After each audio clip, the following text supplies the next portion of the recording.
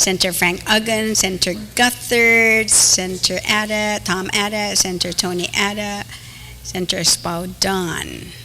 1, 2, 3, 4, 5, 6. Need one more.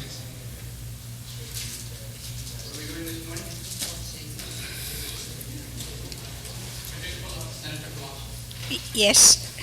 1, 2, 3, 4, 5, 6, 7, 8. Very good. Thank you. Good morning. The legislature is back in session. This morning we have a couple more bills. Senator Palacios, we've put your bill aside for some time, but now we're ready for 304.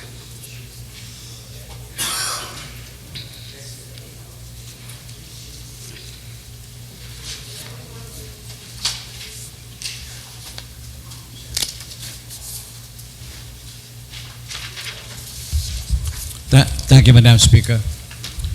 Madam Speaker, first I would like to move that Bill 304-30 COR as substituted by the Committee on Appropriation, Taxation, Banking, Insurance, Retirement and Land, and further substituted on the floor, be accepted.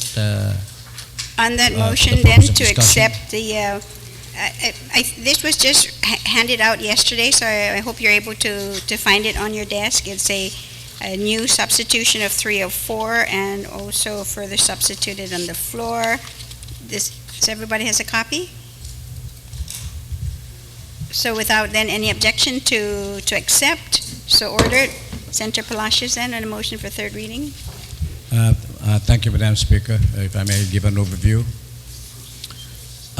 Madam Speaker, the amendment reflected herein are amendments that were suggested by the Department of Administration. Remember that when we were first discussing this, we want to make sure that there's such a position title as a criminal investigator under the Department of Revenue and Taxation, and they confirmed that there is. So now the title name on page 4 are actually the correct title. But when DOA responded to our request, they also make notation there that for our information, they're not suggesting, but for information, that the compliance officers, the ABC officers of the Department of Revenue and Taxation, are also peace officers under the statute, and they're also actually law enforcement officers. They enforce actually the liquor law. Now, the tax investigators, of course, they enforce the tax laws and other things relative to the taxation. And those are the things actually that are reflected on the amended version of this bill. And again, an additional request, or rather suggestion, is to include the commodity inspectors of the Department of Agriculture, to include, of course, the entomologists. I remember that the entomologists and the commodity inspectors, there was, I think, about 2 months ago or 3 months ago, just recently, that we included these officials as regulatory officials of the Department of Agriculture with respect to the enforcement of plant materials and animal materials coming through the Department of Agriculture. And that's why it is I guess concluded that they also qualify as law enforcement officers, even though they are primarily regulatory under the Department of Agriculture. And with that, of course, there's an amendment to include them also in that, so that in the end, this bill would actually put these position titles, of course, on the incumbents under the law that would entitle them to the pay differential, actually to the adjustment of 40% also known as the law enforcement pay adjustment that was implemented in 2008, and already 2 increments have been implemented. This is a 4-year implementation adjustment to reflect the 40%. And so with that, Madam Speaker, I present Bill 304 for further discussion on the floor. And I ask my colleagues, of course, to give their input and their observation with this. And hopefully we come to some acceptable, bill or an amendment to adopt whatever we can adopt with respect to this bill. Thank you, Madam Speaker.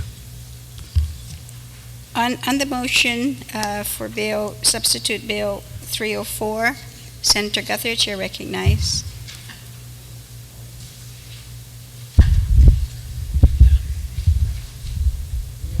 Thank you, Madam Speaker. I just sort of have an inquiry, and I'm hoping the sponsor can help me out.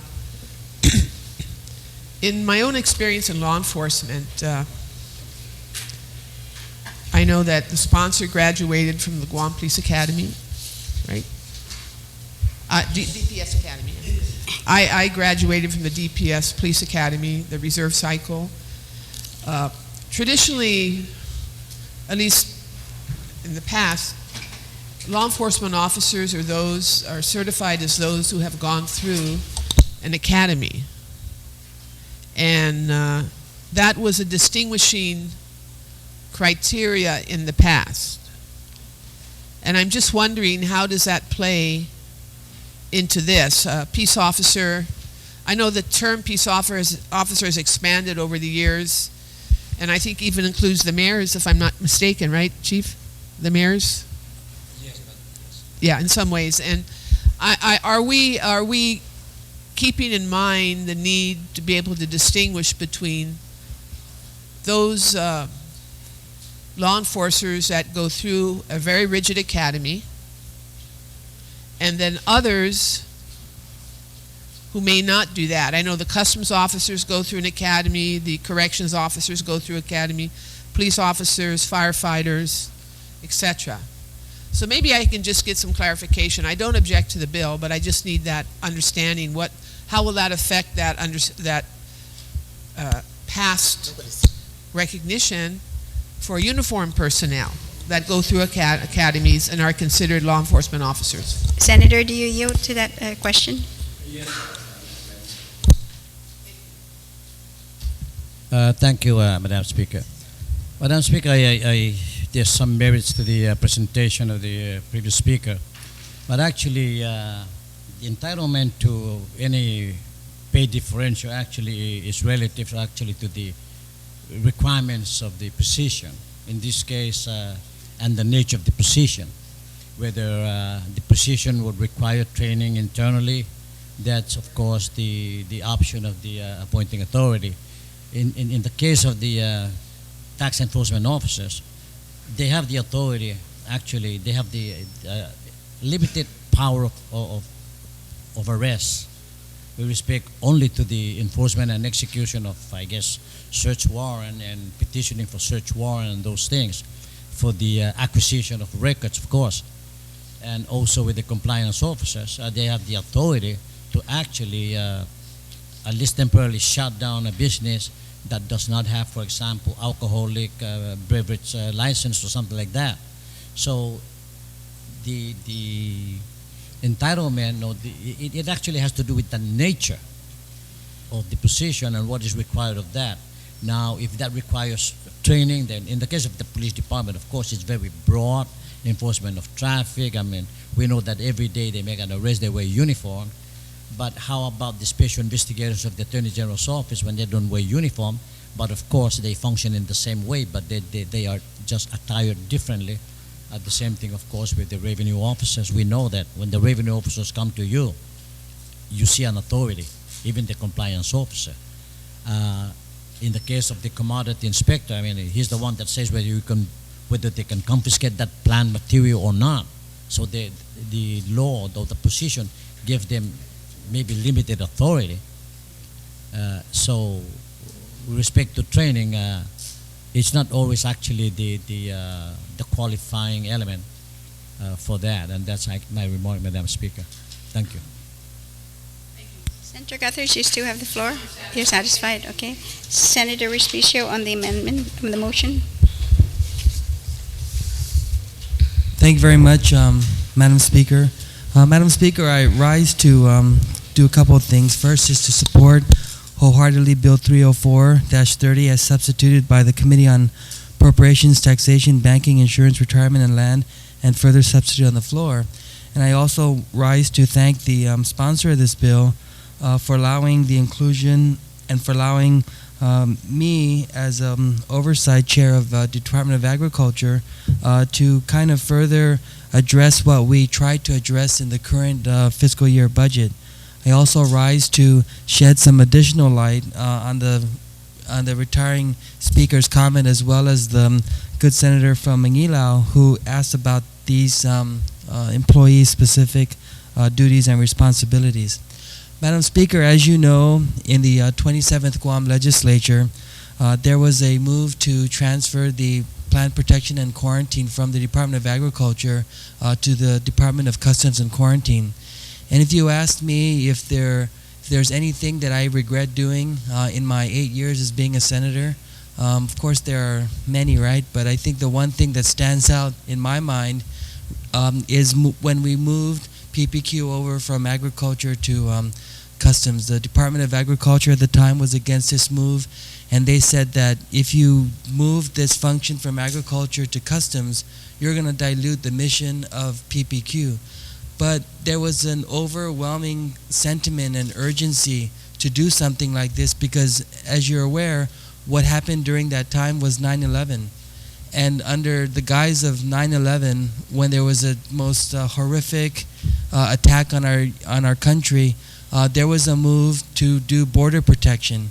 And border protection included everything from illegal immigration to just people coming illegally into the country, but it also included invasive species. And so if you look at what the Congress did, they created a standing committee called Homeland Security, and what this legislature did was follow suit as well. And so there was very little we could do to argue against moving PPQ to customs because that's just what they said we had to do. It's border protection. Now fast forward 5-6 years, we're seeing that when these employees were infused into the Department of Customs and Quarantine, the mission of PPQ was diluted. And I say that I regret doing something like this because you had 10 employees who moved from PPQ officers. 7 of them moved into becoming Customs and Quarantine officers, and the remaining 3, Madam Speaker, just did not want to do that because they feared that the mission of PPQ would be diluted and it wouldn't be a focus. And because PPQ was abolished statutorily, the Department of Agriculture changed the names of these PPQ officers to commodity inspectors. And as a result, they no longer fell into that law enforcement category.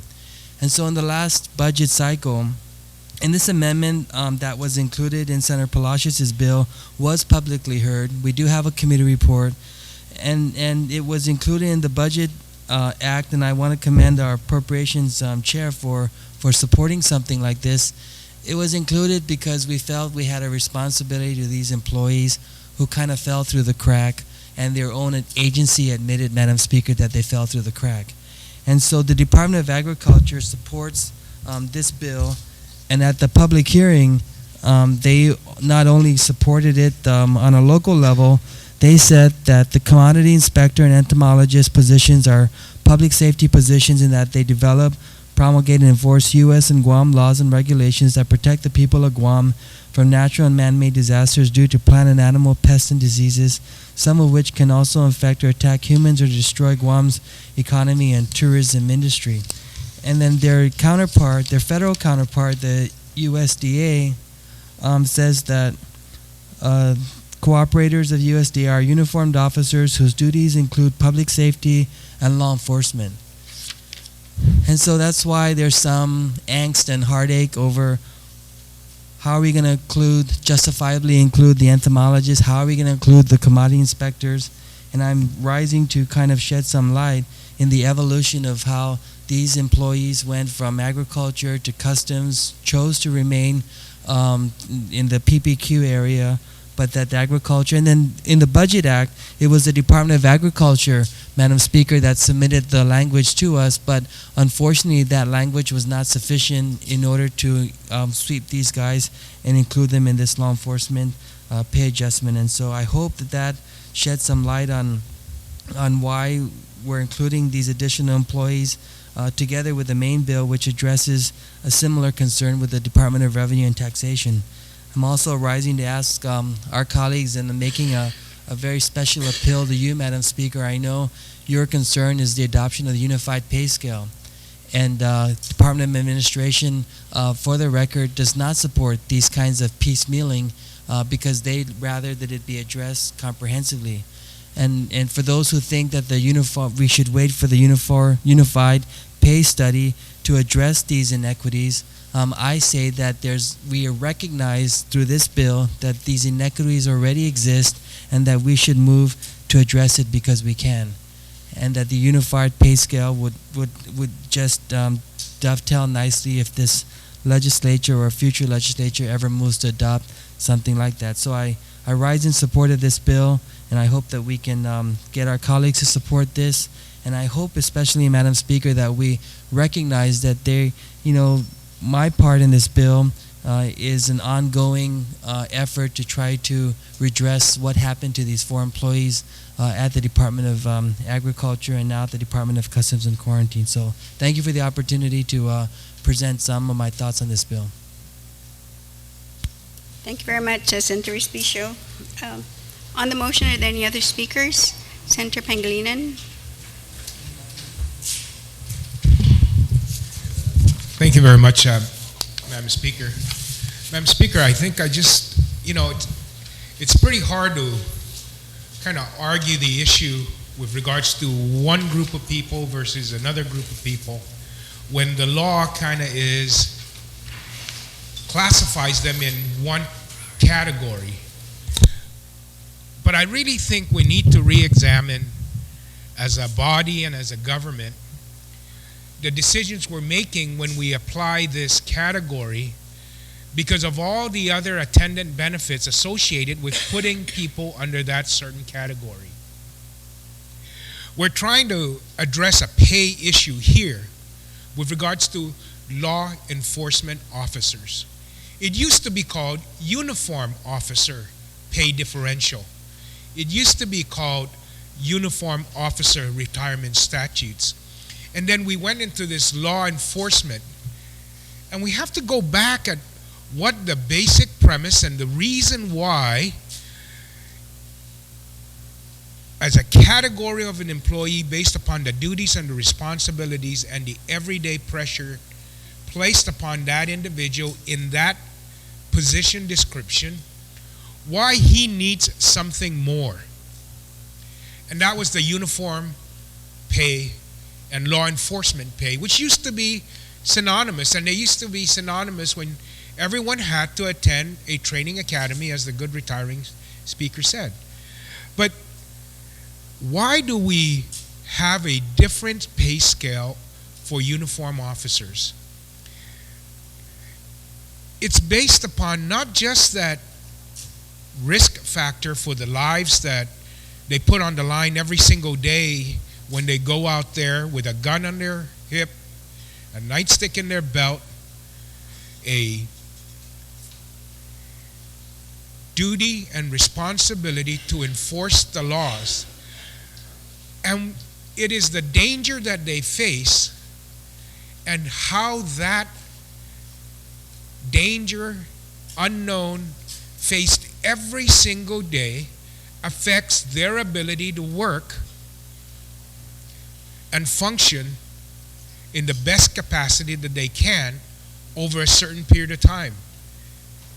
The uniform officer was treated differently because scientific evidence and studies have shown that individuals placed upon this kind of position when they interact with the public every single day, subjected to the pressures of enforcing the law and dealing with individuals who may not want to follow the law, and the danger that that presents to them, it shortens their working lifespan. It is proven fact, and that's why one of the benefits for a uniform law enforcement officer is he gets early retirement. He does not have to usually serve the traditional 30, 35 years, 20, 25 years to be eligible to retire. It is the reason why communities across the country and in different parts of the world will always put, for example, a psychologist position within, for example, the police department. Because these individuals who leave their family in the morning, the middle of the night, and do the shift work, even the shift work aspect of this is what accounts for the need to treat them differently, because everyone is expected to reorganize their life and rearrange their lives on a certain basis so that they get to get up at midnight and go to work instead of continue to lay in bed while we lay in bed to go out there and enforce the laws against those that want to break them. And that's why we treat these people different. That's why we want to compensate them at a rate, because given all these pressures, no human psyche without attendant support from family support groups, police psychologists, different outlets that are provided for them. Most police would have their own gym, because that's an outlet to take the stress out of having to face these individuals out there and the uncertainty of walking out that door, getting in a police car, or going to work and having that gate shut behind you as you walk through to the correctional facility. You don't know what's going to happen to you. And that constant pressure of thinking about that affects you, and you need the additional support. And being subjected to that kind of environment every single day of your working life shortens your working life capacity, and therefore we make these changes. So that's really the basis of why we have these different treatment of law enforcement personnel. And now we've just kind of continued to pile on so that there's almost no distinction. There's almost no additional benefit to these individuals, because everybody else that interacts with the public across a counter rather than across a police car or across a busy highway and trying to enforce laws, everyone else gets the same when you call them law enforcement officers. And maybe we need to make that distinction. And maybe we need to re-examine our policy because of the way we've kind of moved this issue so that it becomes meaningless almost. And that these individuals now who have this legitimate,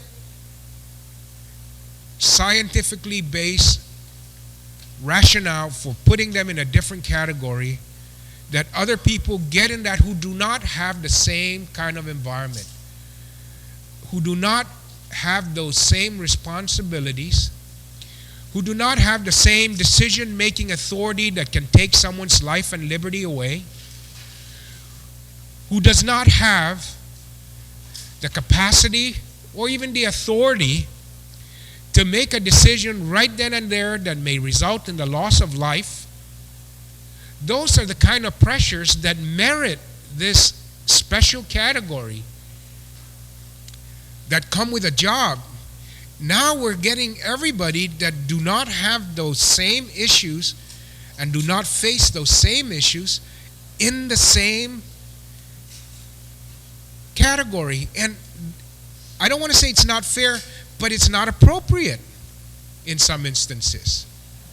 And if it's a matter of pay Let's adjust the pay scale. But remember, when we put people in that category, all the other attendant benefits specific to that category, because of these scientifically based issues related to that job and the individual that has to perform that job day in and day out, they're not subjected to those same stresses, those same requirements, yet they all get it. And so I'm not rising in opposition. I'm rising to saying we have to take a look at this, and are we doing it appropriately? And that's my point here, because really we have continued to open the door wider and wider and wider. It's like the fire department. I mean, the 120 hours or 144 hours is for those that are out there away from their families for 3 to 4 days on a 24-hour basis in the station to be available at a moment's notice. That's why we pay them that amount of money. It's not for the fire. It wasn't intended for the firefighter that is in the office and works an 8 to 5 shift and is not subjected to the same pressures, the same requirements, the same risk of being available at a moment's notice and expected to respond, because he's there 24 hours a day. Yet, when we compensate these individuals, we compensate them the same. Whether he works 8 to 5 or the guy's over there for 4 days a week, 24 hours a day, he gets 140, he gets 140. It's not that it's not, it's just not appropriate. That wasn't the intention of the firefighter pay. It's those individuals that face those working conditions are the ones that should be compensated for it. But because they're both in uniform, we're saying even if the guy goes to work 8 to 5 and has Saturdays and Sundays off, he still gets 140, even though he's not subjected to having to be away from his family for 4 days a week, 24 hours a day, not being available. The child is sick, the wife's got to take care of him. He doesn't get to leave the fire station and go home. But yet, is it appropriate that we compensate that person 140 and the guy who gets Saturday, Sundays off and goes home also gets paid 140? The compensation's got to be different for that working environment and that requirement of that job. Yet, because, again, so it's not just because they're both uniform, we do it the same. And it's not appropriate that it be that way. So it's not that these people shouldn't get that pay of enforcing the law, but it's not appropriate, I think, that everybody gets everything when some of the things there that are meant for these individuals are because of the working environment, working requirements, working stress, the stress that they face every single day. And when others are not subjected to that, it's not appropriate to compensate them the same, because that's the same as these other individuals, because that's when you get people feeling that you're treated unfairly. That's when the police officer says, I'm not being treated fairly when I have to go out there with a gun on my hip every single day, not knowing who I'm going to face, whether or not the person I'm going to stop at the next light wants to take my life or is going to take my life, versus somebody else who does enforce laws but is not subjected to that kind of working environment and condition. And is it fair? That's when the question of fairness then. Is it fair to pay them the same way for those same working conditions when one obviously does not have that type of working condition and faces that type of risk in his everyday job? And that the stresses associated with that do not weigh on them every single day, 24 hours a day. So I understand that the requirement of enforcing laws and the additional and incremental things that go along with that. But when we just put them all and they don't get an incremental, they get it all, then that's when we have the system becoming unfair and the individuals within this system feeling things are unfair.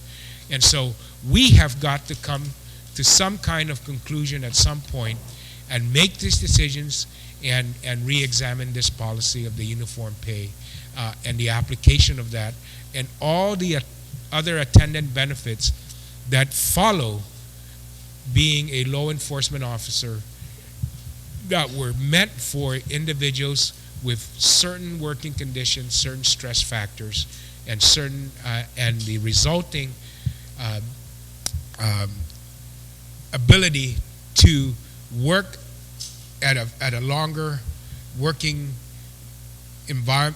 capacity than your normal everyday individual who comes to work, is able to leave work when they leave the office, and these individuals just aren't able to leave work when they leave the office. They take it with them if there's anybody in our community that are 24/7, it's these individuals, I think, because they are always there, and that's even with or without the uniform on, the responsibility follows them 24 hours a day. Thank you very much, Mr. Speaker. Thank you very much, Senator Pangilinan. The next speaker I have is Speaker Wampad. You're recognized. Thank you very much, Mr. Speaker. Mr. Speaker, there are several things that I think it's important that we examine, and many of us I know are not privy sometimes to all the different communications maybe that have been sent over to the legislature, and many of these will be in a part of the committee report, and after reading the different communications that was sent to the legislature, and then after the meeting that we had with the Hay Study Group, kind of put me, at least with me, or if the legislature actually put us on notice that we have to cautiously look at what we're doing, more importantly when it comes to classifying individuals under certain categories. And that of course, when we got that information, I was very careful to make sure, and I had even posed the question when we had our meeting with the Hay Group and with the Department of Administration officials, and it was when they just quickly looked at the newspaper and saw 3 bills that the legislature is going to be reviewing that's on our agenda, had to do with either reclassification, had to do with pay raises, and he said, so long as it is not where we're going to be taking other positions to reclassify or take a position outside of what they would consider of the 6 categories that have been identified to classify the government employees. And they recognized that the legislature had made several attempts, and were successful, yes, in the pay increases for teachers. We did it for nurses, and we also did it for law enforcement. And so what they did, and they do realize that when you look at the entire government of Guam, you're not going to find teachers throughout the government. You're not going to find nurses throughout the government, and you're not going to find law enforcement throughout the government. But there are going to be positions that you'll find throughout the governments. You'll find clerks, you'll find administrators, and other administrative type positions and management positions, supervisory positions within the government.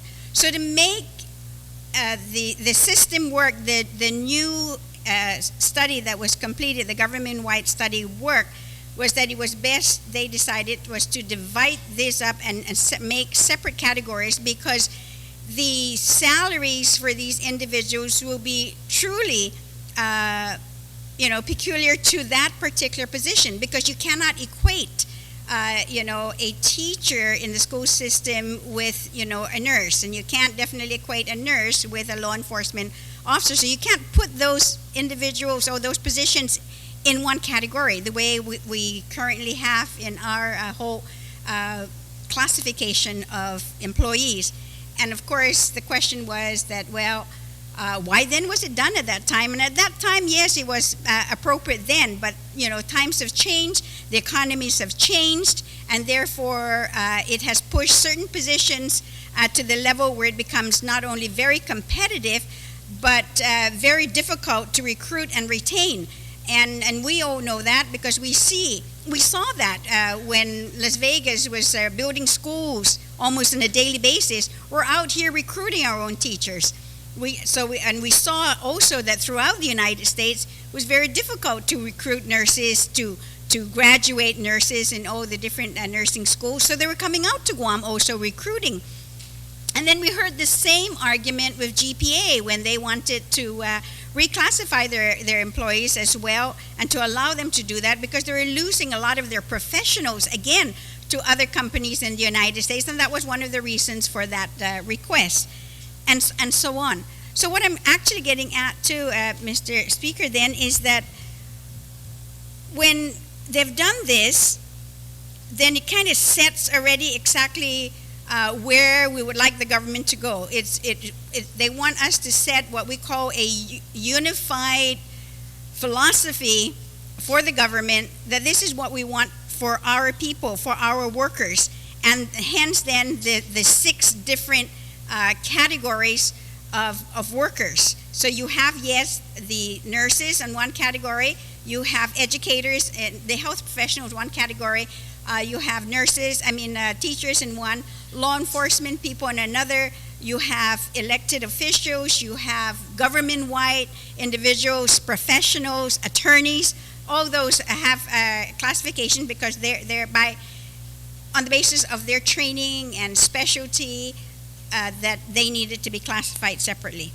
So this brings me then to the one group which was called then the law enforcement individuals, and that of course concerns me as well because now we have this bill before us which other position titles have been added on that I like to pose 3 tests, I suppose, in which normally you find the Department of Administration having to ask themselves these questions when any individual is going to be placed under that classification. And what this is then is almost like the definition, I suppose, in which either law enforcement positions should be under. And so the 3 criteria then that should be met for all positions and not just law enforcement are these 3 things. One is that these positions, and if you look on page 4 of the bill, you have to ask yourself these questions. The Department of the Criminal Investigation Supervisor, the Tax Investigator, the Assistant Tax Investigator, the Compliance Inspection Supervisor, the Compliance Inspectors, then Department of Agriculture Commodity Inspectors, and Department of Agriculture Entomologists. So then these are the 3. Do any one of these positions fall under at least one of the following laws? One is the peace officer definition. Second is law enforcement agency definition. And the third is law enforcement personnel, employee, and position definition. And the fourth is peace officer definition. The second is, do the position fall under one of the following categories pursuant to the Government of Guam Classification and Compensation Plan? Professional and paraprofessional social services, education and related subcategory, business, regulatory, public safety. And then the third criteria, the third test, are these positions uniform and have the powers to arrest or the duty to maintain security, and if not uniform, have at least the power to arrest or the duty to maintain security. So those are the 3 things that the professionals in the department, in HR, they would have to do. And of course, when I look at myself, I'm not one of those experts, but at the same time, we rely on a lot of these experts to tell us and to guide us, make recommendations. And I know that, the legislature can do what it wants. And to me, even though we know that is the case, I just think it's a terrible thing for us to even say or even to think about, or anyone really for that matter, to say in or outside this legislature. Because I think that we need to do what's right for everyone in the community, and not just because we have that power by law. And if anything else, more importantly, we should need to be very cautious, because we pass these laws and then we expect everybody else to enforce them. And we, of all people, should, just like law enforcement people, are not above the law. So, and I know I diverse, I'm sorry. But we have to ask those questions. Now, the recommendation then, when this bill came up and the Department of Administration were requested to respond, and they have. And there's several things that they said, and the retiring speaker from Barrigada had said it eloquently, because there are three things that this bill actually will do, and that's why, you know, we need to look at it again and rethink our position. The first thing that this bill would do is that it would first of all is amend the definition of what we call uniformed personnel under Title IV of the Guam Code annotated.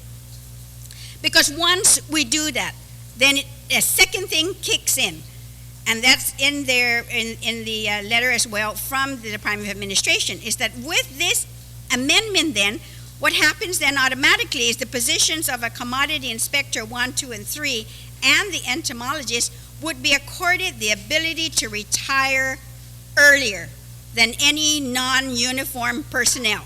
So what this means then is that the employees who are occupying this position will be able to retire at an earlier age and with less years of service than any non-uniform positions.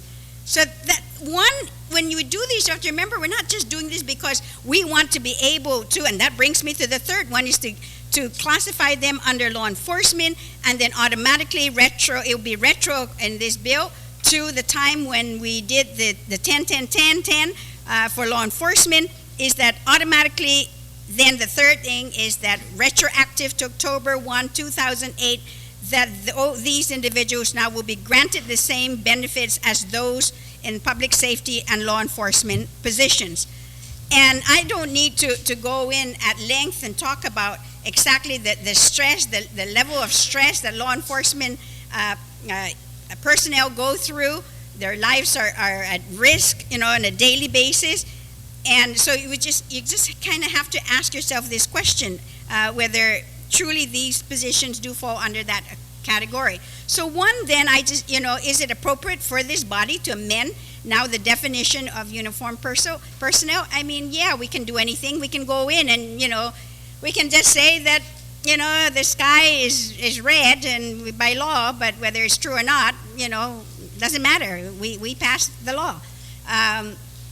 Then the other would be, and so that would be, then do we then give them that same definition for the other inspectors and the entomologists, even though these positions do not belong or relate to the positions under the definition?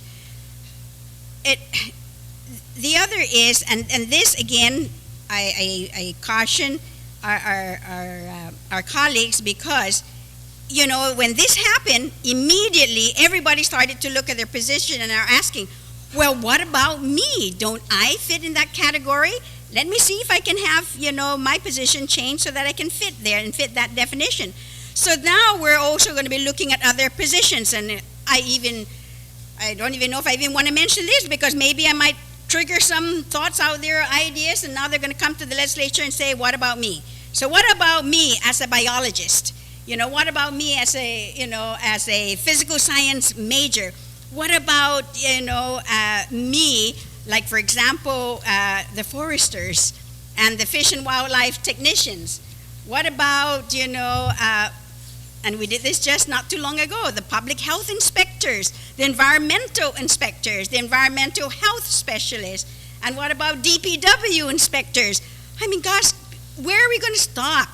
And when are we going to finally say, you're in this box, and this is the definition, this is where you fit? We can't, there's a finite line there. We can't just have loopholes throughout that box to be able to go in and out, whenever then, the desire is there. And granted, that maybe the motivating factor here might be, well, we want that pay increase. Well, this is not, well, people, is that the study is done.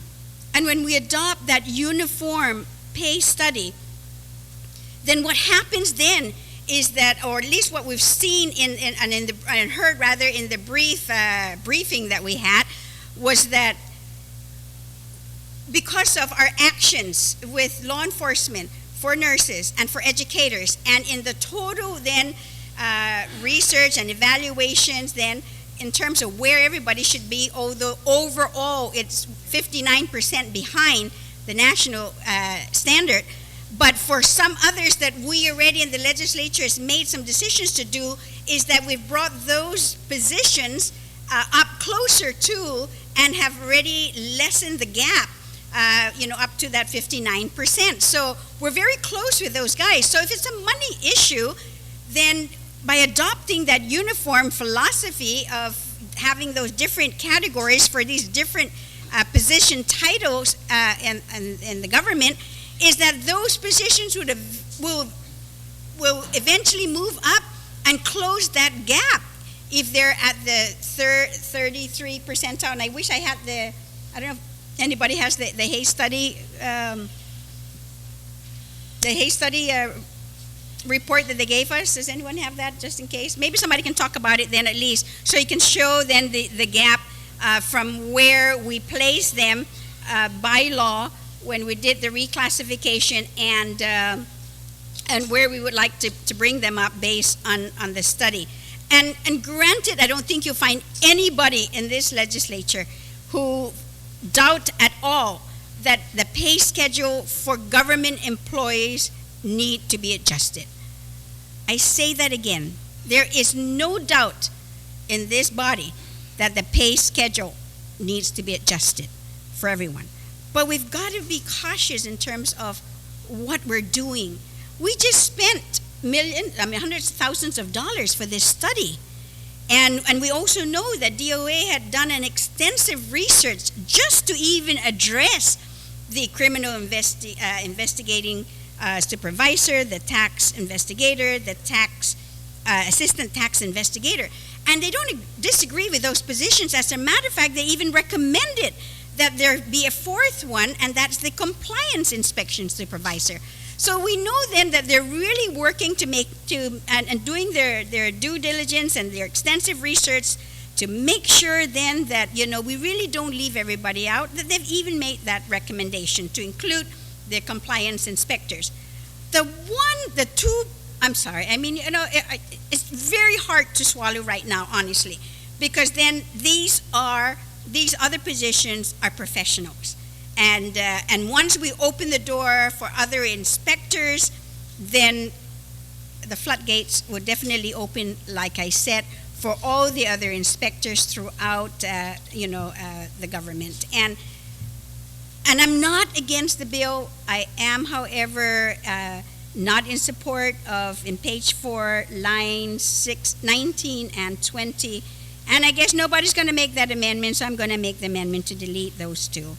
And everything I said was my argument for those two. So that is my amendment.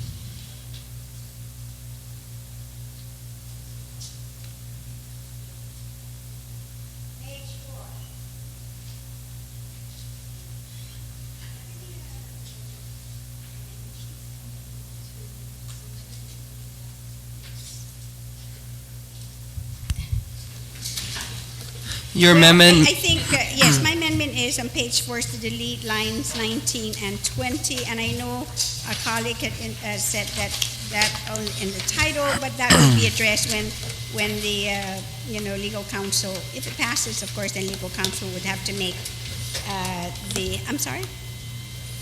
And page 3, line 8 as well. I mean, throughout the bill. So that will be a general amendment that if these two passes, then that throughout the bill, whatever it shows, that it too then would be deleted. Thank you, Mr. Speaker. So what's the amendment? I'll just repeat the amendment that the speaker is making is to delete lines 19 and 20 of page 4.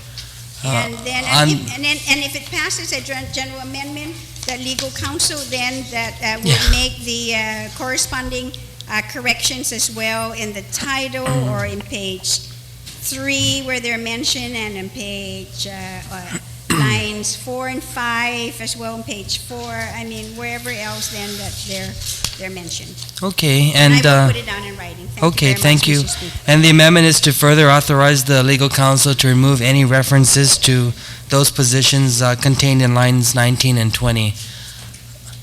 I'd accept the amendment for discussion. Senator Taitigui, you're recognized. Thank you, Mr. Speaker. Mr. Speaker, I did want to speak on the bill, but I guess this basically brings it down to one area in which I had my concerns on. I applaud the author of the bill for putting this forth. You know, as soon as you see criminal in front of any type of title, you know that the hazards of that individual are in danger. You know, that individual person is in danger. So it came to that point where we are speaking with regards to the good speaker's amendment. And my concerns, Mr. Speaker, is not of just the Hayes study, you know, that she so eloquently explained, and for us to ask this body to stay focused on that. The Hayes study actually pointed out during their study some of the mistakes and some of the laws that we implemented showed that it was so flawed that our people are underpaid.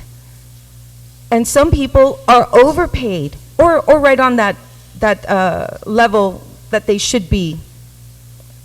So, you know, staying focused on implementing this new Hayes study is very important for this body, that we wait and see about those positions that are correctly titled, correctly paid for. So, other than that, Mr. Speaker, to define an inspector's position as a law enforcement, entomologists are scientists.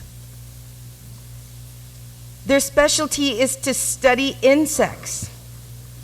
Their job as inspectors are much more limited to defying the pets rather than inspecting baggage or cargo.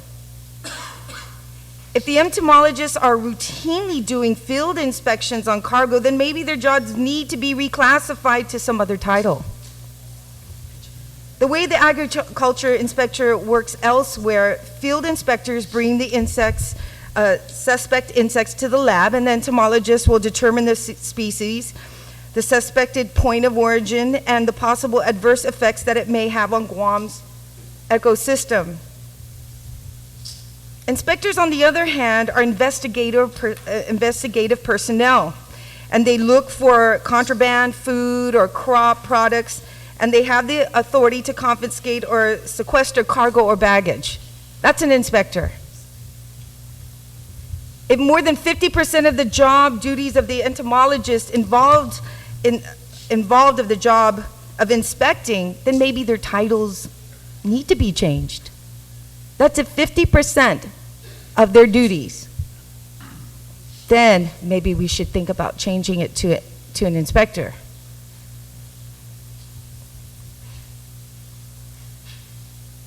Maybe the Department of Agriculture may consider creating a job class for entomologist inspectors, where the incumbent in such a position is to have training in both entomology and agriculture inspections. But, Madam Speaker, what's next? Are we going to classify botanists as law enforcement? I do applaud also the intent, and I look forward to looking at the Hayes study and ensuring that they have done their due diligence in recognizing this area. But my biggest concern too was the one that the previous speaker spoke about, and that's in retirement. We have to really take that into consideration. To retire early just because they have that position, is that fair? Thank you, Madam Speaker. You're welcome, Senator Tadagui. On the one-pat amendment, I would recognize Majority Senator Respicio. Thank you very much, Madam Speaker. Madam Speaker, I rise to object to this amendment. But as I rise to object to this amendment, I want to thank the good speaker for offering the amendment and the retiring speaker for acknowledging that just exactly what I'm trying to fight for. I'm trying to fight for the inequity that was placed on these certain positions because the Department of Agriculture changed the titles from Plant Protection and Quarantine Officers to Commodity Inspectors. I just appreciate that discussion and the acknowledgments that if their job duties are different from their job titles, then maybe we should change the job titles. But by merely changing the job titles, we won't be redressing the injustices done unto these people from beginning of October 1st, 2008. What I find fascinating is how we acknowledge that these pay inequities exist and how their job duties versus their job titles are inconsistent, and maybe we should go and make those corrections. But what I'm offering, by way of piggybacking off of the good senator from Chalampago's efforts, what I'm offering is a continuation of what we tried to resolve in the Budget Act. Why was it okay to include these people in the Budget Act to say that they should be part of the 10% increase that we gave to the law enforcement officers? What we did in that law is that we included them in the early retirement portion, but that apparently wasn't enough to trigger this 10% law enforcement pay raise that these officers got over the next 4 fiscal years, which amounted to 40%. To just stand here and say that maybe we should wait for the unified pay scale, but why argue to delete lines 19 and 20? Why don't you use that argument for the whole entire bill? Is it consistent to say on one hand that you want to remove certain positions because you want to wait for the unified pay study to be implemented, if ever implemented by this legislature or any legislature, but yet say half of the bill is okay but not the other half? It's the same argument, Madam Speaker. What I'm hearing the mover of this amendment say is let's wait for the unified pay study to be implemented because that's what the Department of Administration is asking us to do. Absolutely, the Department of Administration will ask us to do something like that because that's what they do as human resource personnel. When my office tried to work with DOA to ask why these, although we acknowledge and we stated as a legislature through a budget act that these positions should be included as part of law enforcement officers and they're entitled to the pay raise because while they may not have the power to arrest, they have the power of security, and that was one of the criteria. I read earlier that the Department of Agriculture has said the commodity inspector and the entomologist positions. Don't get caught up in an entomologist just carrying a can of Raid. These people go in there and inspect these commodities that come in, and they put themselves on the line and they're working alongside the customs officers. So what makes them different from their brothers and sisters in the Customs and Quarantine Department? And so the agriculture says these positions are public safety positions in that they develop, promulgate, and enforce U.S. and Guam laws and regulations that protect the people of Guam from natural man-made disasters due to plant and animal pests and diseases, some of which can also affect or attack humans or destroy Guam's economy and tourism industry. And then USDA, again I would read for the record, said that these employees of the Guam Department of Agriculture and cooperators of USDA are uniformed officers whose duties include public safety and law enforcement. They are authorized to take enforcement actions, make seizures, issue violations, including the collection of civil penalties as uncompensated federal officers. You know, and unfortunately, these employees chose not to be customs officers. And I want to rise to applaud them for making that decision years ago. Because they want to focus on the invasive species and what that could do to our island's economy. We're seeing it with the rhino beetle. That's why I regret making that decision of transferring PPQ over to Customs. Customs just saw that $2 million a year that they got from PPQ, the fees that are generated as a result of that, and they used it to supplant their current operations. I challenge anyone at Customs and Quarantine to challenge the statement I just made. That's what they did, Madam Speaker. That's what they did. And so agriculture, also in the course of trying to decide what do we do now with PPQ because it's been abolished, what do we call these people? And so I don't feel too bad because what we understand is that Customs and Agriculture and UOG's cooperative program, they have this working MOU to address these invasive species issues, which we, a later date we have to address funding for. But for this particular amendment, I just feel very uncomfortable with the argument of saying, we realize these inequities exist, and then one of us offer a solution. The sentiment of few of us and the sentiment of the mover of this amendment is that let's wait for the unified pay study to be implemented. And that's commendable. I don't have any objections to that, but my objection is if we recognize that these inequities exist, why can't we just address them? When we move to recognize that law enforcement officers need to get this special pay, but then yet there's other people in this category, if someone can rise and make the argument that a biologist should be included as a peace officer because they do seizures and all these forfeitures of these commodities that have been affected, then make that argument. But don't make the argument on the basis of some good that I'm trying to do and the sponsor of this bill is trying to do to correct and immediately address these inequities which are existing within our government of Guam. And so I don't have any objections, and I'm not embarrassed to say that I'm advocating for those least fortunate. And in this case, Madam Speaker, these very positions, these 4 people that this amendment moves to delete are the least fortunate because of what they've been subjected to over the years, and I explained how that transition occurred. So I respectfully rise in opposition to the amendment, and it's hard for me to do so, but I rise in opposition to this amendment at this time. Thank you, Senator Respicio. Are there anyone else wishing to speak on the WANPAD amendment? I see Senator Palacios, you're recognized on the WANPAD amendment.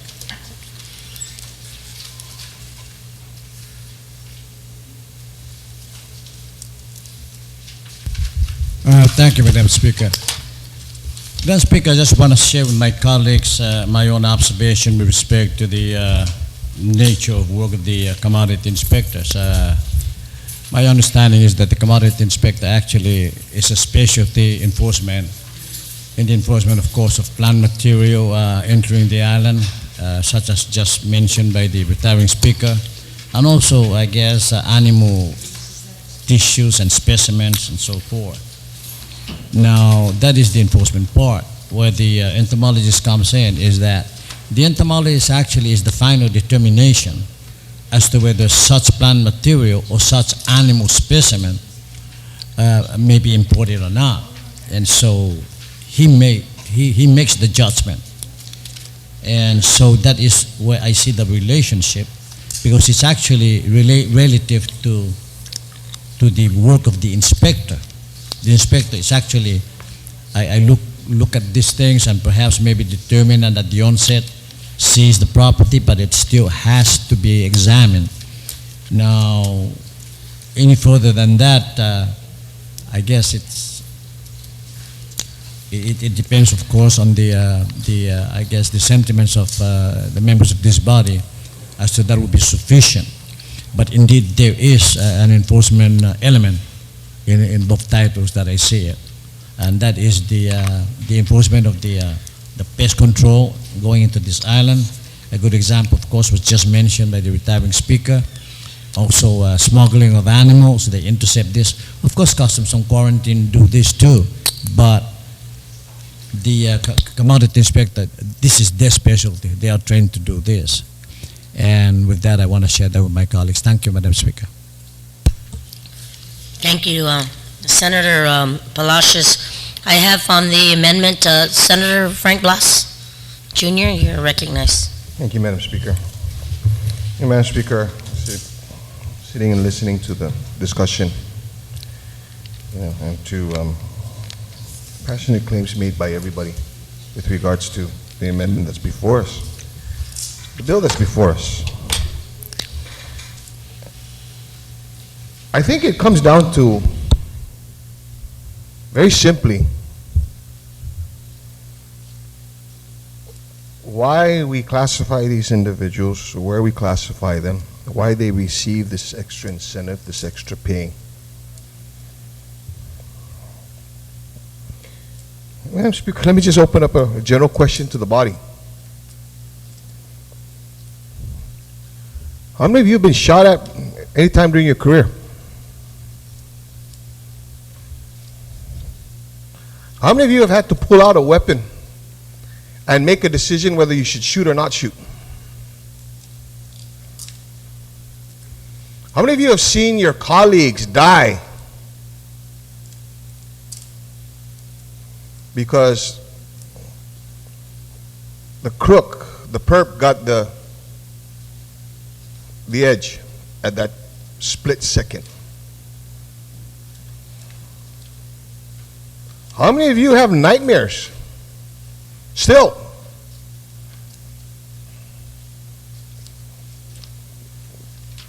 To this day, of instances where you had to make those decisions, or those decisions were made,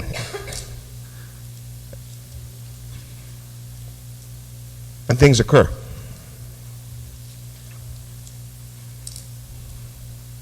That's the stress we put on law enforcement officers.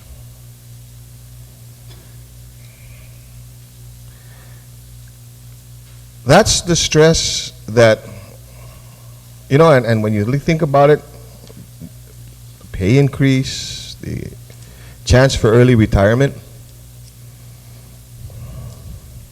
it doesn't help people like Eddie Santos,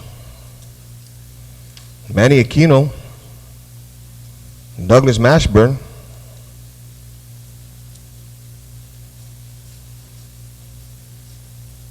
Doesn't help people like me who still have the nightmares.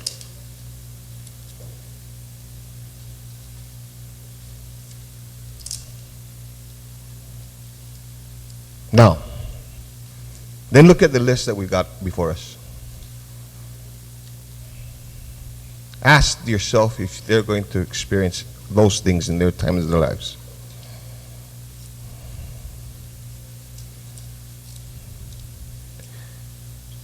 I think that this whole discussion brings out something that we have to do before we even consider this.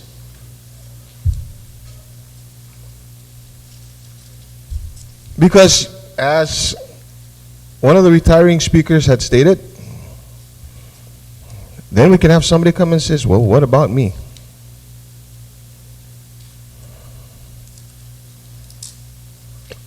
I have to make the inspection, I have to make the decision, and my decision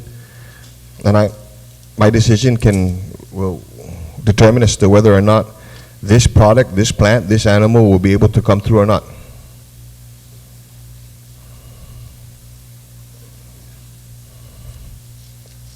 It's a far cry from having to make a decision whether or not you should pull out your weapon and fire it.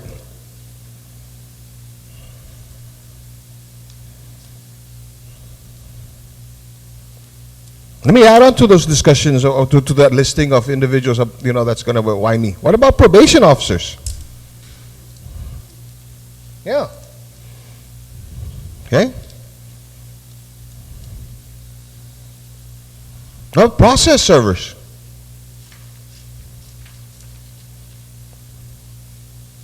There could be an argument made that they should be included here. And Madam Speaker, Madam Chair, thank you. You and I were having that discussion in a sidebar. And I can stand here and make an argument for that. But I think that they would appreciate, as well as everybody else would appreciate, I'm sure, is really get down to what their job really entails, what they're required to do. Let me ask. Open question. I don't expect it to be answered, but just to be pondered. Is an entomologist required to carry a firearm? Is a commodity inspector required to carry a firearm? Do you know why a police officer is required to carry a firearm? Because that's his job. His job is to protect and to serve and to defend. His firearm is used as a tool of last resort, mind you, yes, but it's a tool. It's a tool that no police officer, and there's a couple of us, a few of us that are in here, although we're trained in it and we're trained on it proficiently, and we're trained on it consistently, we hope we never have to use it.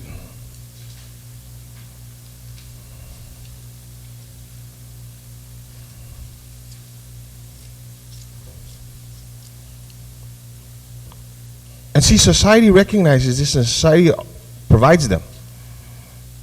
Can you imagine if society provided and told legislators they had to wear weapons? In the performance of their duty?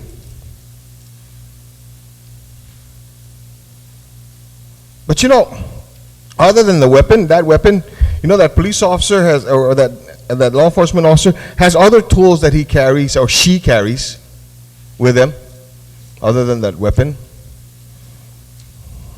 They've got mace, they've got PR-24s, some of them, in some cases, not here, tasers.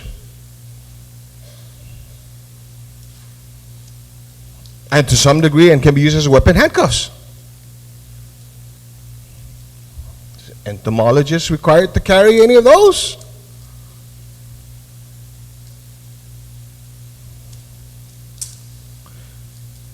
Is an entomologist trained to use any of those? Is it necessary before that individual gets that job that they have to be proficient in the use of those tools? I have my former boss and my former division chief that's here.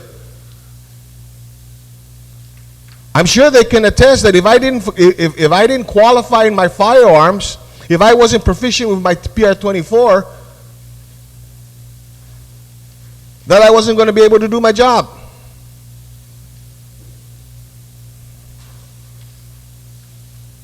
I think that's the basic core and the essence of why we give these individuals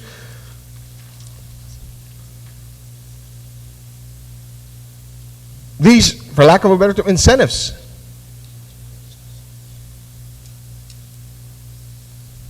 It's not necessarily to thank them for what they're doing. It's an appreciation, a small token of appreciation of what they have to go through every day.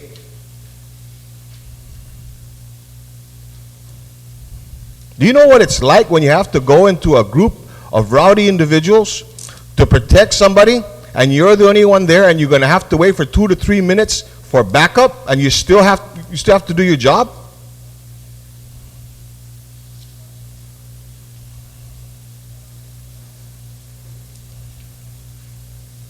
So that is the discussion, that is the question. Those are the things that we should be considering. So I ask my colleagues, before we go down this road, I think there's a bigger picture we have to look at.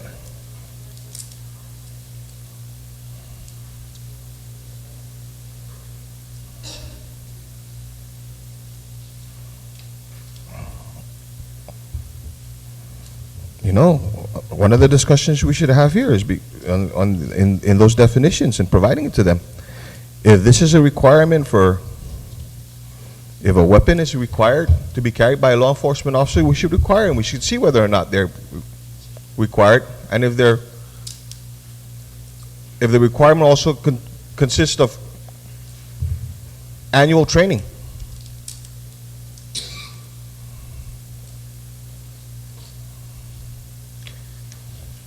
And Madam Chair, I don't think that my presentation here really provides the depth of my concern and my ire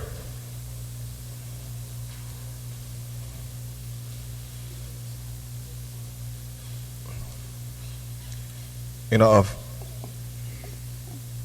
putting more people in the classification of a profession that I once served in.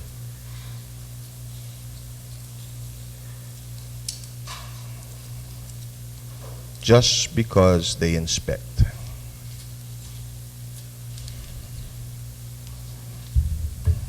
Thank you. Sidsus Masi, Senator Blas. We now have Judy Guthertz to speak on the amendment, the WANPAT amendment. Senator Guthertz. Thank you, Madam Speaker. You know, it seems to me that the discussion comes down to the question of drawing lines and looking at definitions. And really, it's true, historically, we always have thought of law enforcement officers as those that are sworn, that go through an academy of very demanding training, that take an oath, a special oath beyond the traditional entry oath into the government of Guam, and that have the power of arrest and are required to carry firearms. That's my recollection of a traditional law enforcement officer, whether it be in customs or corrections or in police. But I do recognize something that I think no one has really discussed yet. And that is the fact, really, our whole world changed on September 11, 2001. Our whole world changed because of the attack on the Twin Towers in New York and the Defense Department, the Pentagon, and the air explosion that same day. What happened after that created a necessity for other categories that normally would not be considered law enforcement to execute law enforcement functions, whether it's through inspections or through enforcing regulations. Behind all of those actions came a new focus on the threat of terrorism and the need for homeland security. And many in this room have been involved in homeland security and law enforcement and are familiar with terrorist threats, which take many forms. Terrorist threats can be not just physical threats, but can be threats of poisons and chemicals, things hidden in crates, germicides, you name it. And individuals that normally would simply undertake their daily responsibilities now have added duties to protect our nation and, of course, our island from any potential terrorist threats in whatever form they take. Just the other day, we saw something peculiar happen on Guam. We still don't know the details of some suspicious activity that ultimately resulted in the FBI and the U.S. Attorney getting involved because they thought they may have someone that may have some links to something that could be dangerous to Guam. And we don't know if that's, in fact, the case, but the individual is in custody, federal custody now. So yes, those entomologists, those scientists that do inspections for plants have to be aware of other things that could be incorporated in those plants that could be dangerous for people. And those other folks that deal with commodity inspections, I'm sure are aware of potential threats, and they're conscious of the need to be cautious, very, very cautious, as a result of the unfortunate terrorism experience we had in our country. So maybe the lines are not that clear. The lines that we normally draw to designate a law enforcement officer may not be as clear as they had been in the past because of changing world security dynamics and the changing emphasis in our country, tremendous emphasis in our country, which, by the way, incorporates bank inspectors, you name it. You know, looking for dirty money coming in and out, pushed by terrorist groups. So the definition of law enforcement itself may not be the same as it was when I graduated from the police academy or my colleagues graduated from the police academy.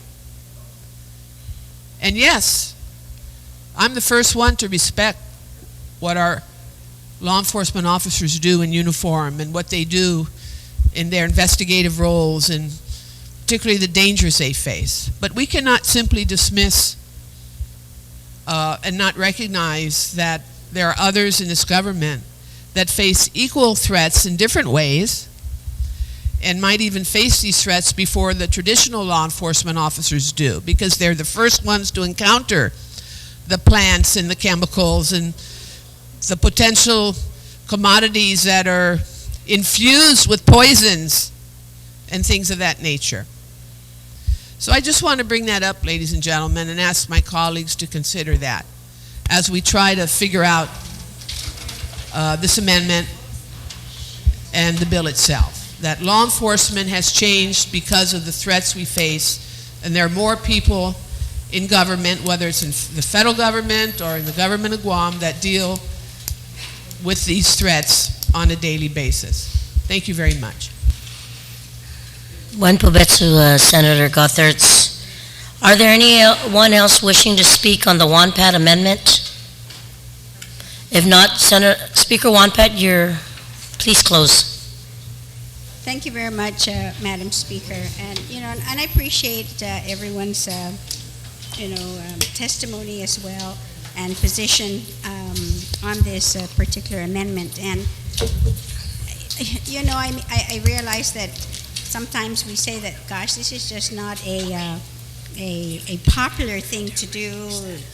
It's not the politically right thing to do. But is it a fiscally right thing to do, or is it, making sure that, as legislative bodies, is that we do the right thing for, everyone on the island.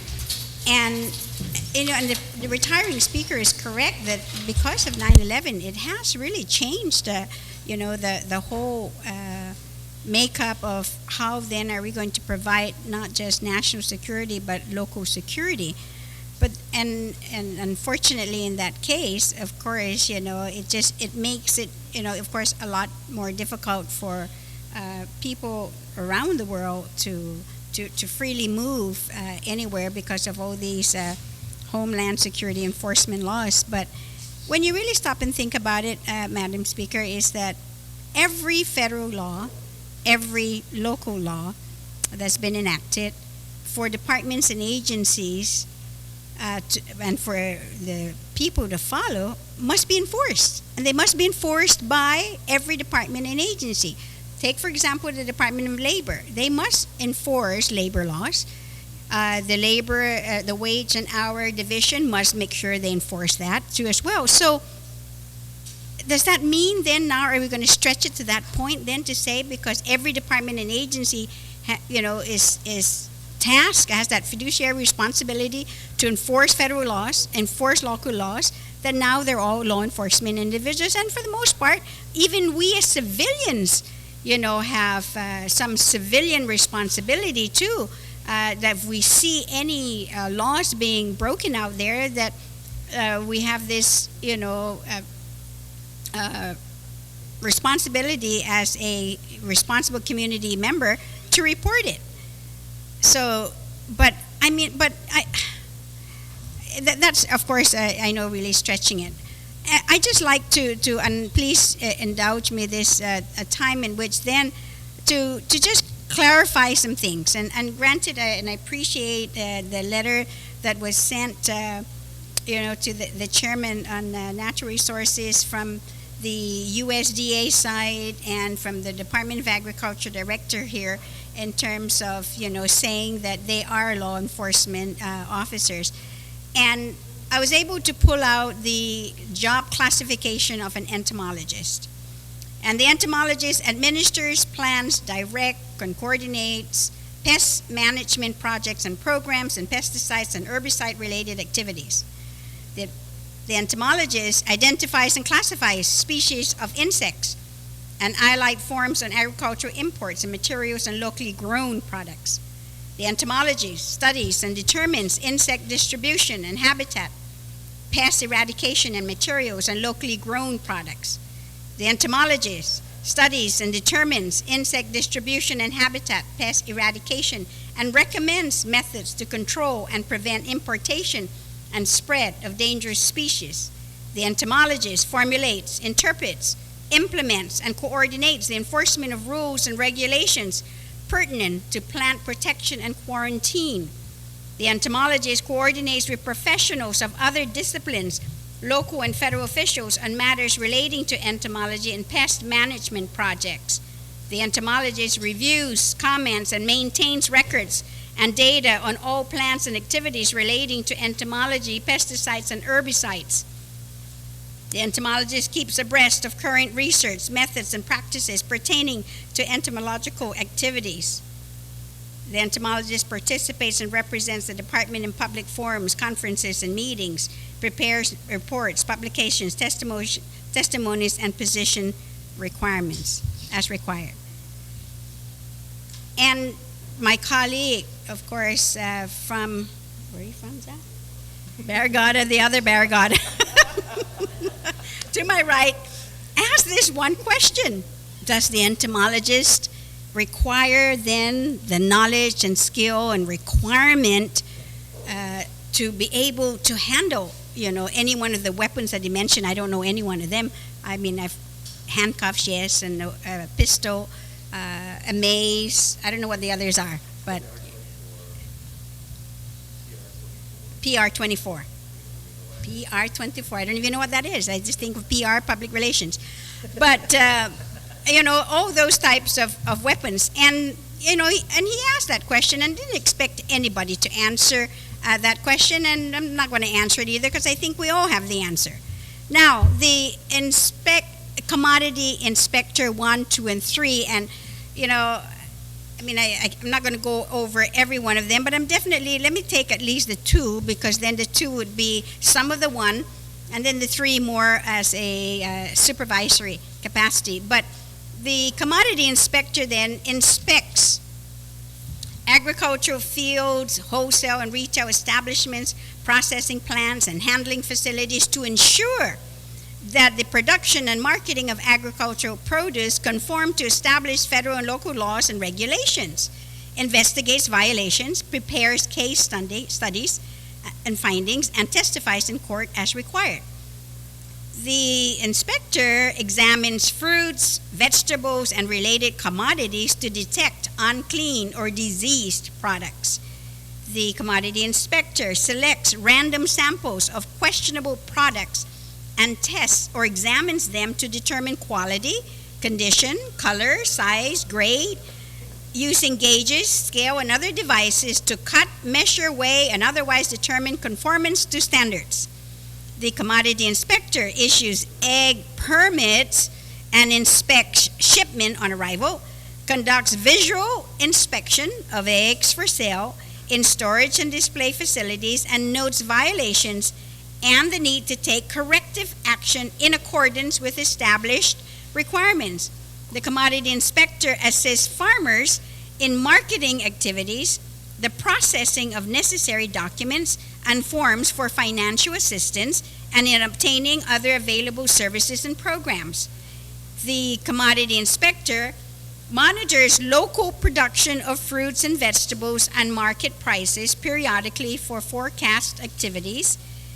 The commodity inspector prepares crop damage reports and other appraisal required relative to agricultural commodity. The commodity inspector explains to farmers, grocers, wholesalers, retailers, and the general public pertinent federal and local laws, rules and regulations, and available farm service programs. And that's just the two, but you can see the blend of a 1 and a 3, which will be then the supervisor who would supervise all this work and inspection and does some inspections, settles disputes relating to inspection, excuse me, evaluates inspection procedures and techniques. So that, Madam Speaker, then our duties and responsibilities, the job specification for anyone who falls under those positions. And granted, these are very important positions, and especially in light, yes, of the military buildup and a lot of these commodities that are going to be coming on island to be able to protect, our other plant and forestation. Those are critical. They're not, I'm not demeaning the position at all, putting it down in any way. We're just saying is that when you look at the definition of law enforcement, we're talking about, I don't know what the term is that both the Barragata said about what police officers do, the saving of lives, protecting them, protect and serve. That's the law enforcement term. I just learned that, and I would have to remember that. So, Madam Speaker, then, there was a very lively informational discussion, dialogue amongst ourselves, and I really appreciate it. We haven't done some of these things in a long time, so I think it's great that we've stimulated everybody's thoughts and ideas, and I'm sure the public is also listening. They've learned a lot, and I've surely learned a lot myself just reading this as well. So I ask my colleagues, naturally, yes, just to please support my amendment. And I ask, Madam Speaker, that we do a call of the House or whoever we're here, because somehow everybody has filtered out before we call the vote. Thank you very much. Thank you, Madam Speaker. Madam Speaker, just before we call for the vote, I just want to make sure that it's cleared based on that, and unless you want to read the amendment as proffered, because based on your original amendment, it's you had some additions for and legal counsel to come up with. So it's in front of you right now, and just for the matter record, can you please read the amendment as cited? I had made the general amendment because there were in different parts of the bill, because these are definitely new items to the as part of the substituted version, and that's why you see them throughout the bill. So then on page 1, first one rather, on page 4 was to delete the lines 19 and 20, which is what was the original amendment, and I said wherever there was any reference to it that we do the same. But it actually would mean that one is that you have to go to the legislative findings and intent, and is to actually then strike out those positions as well. Then you go to section 2 of the bill to delete section 2 of the bill, because it actually makes them a part now of that new definition. And then on page, and then section 5 was to delete the same language, because then again it brings in the actual funding for these positions. So that's so you have the amendment before you. Thank you very much, Madam Speaker. Does everybody have a copy of that amendment? Okay, there was an objection on the floor. So all those in favor of the WAMPAT amendment as she proffered, please signify by raising your hand.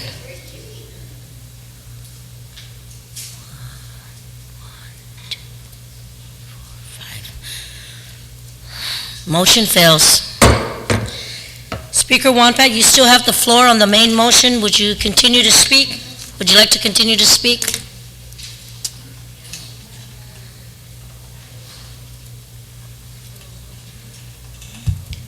Thank you very much, Madam Speaker. Madam Speaker, I know this is not, of course, a very popular, issue or position to even take. I'd just like to, because we've never really had an opportunity, I know, as legislators, to really even talk about it, and I'd just like to say that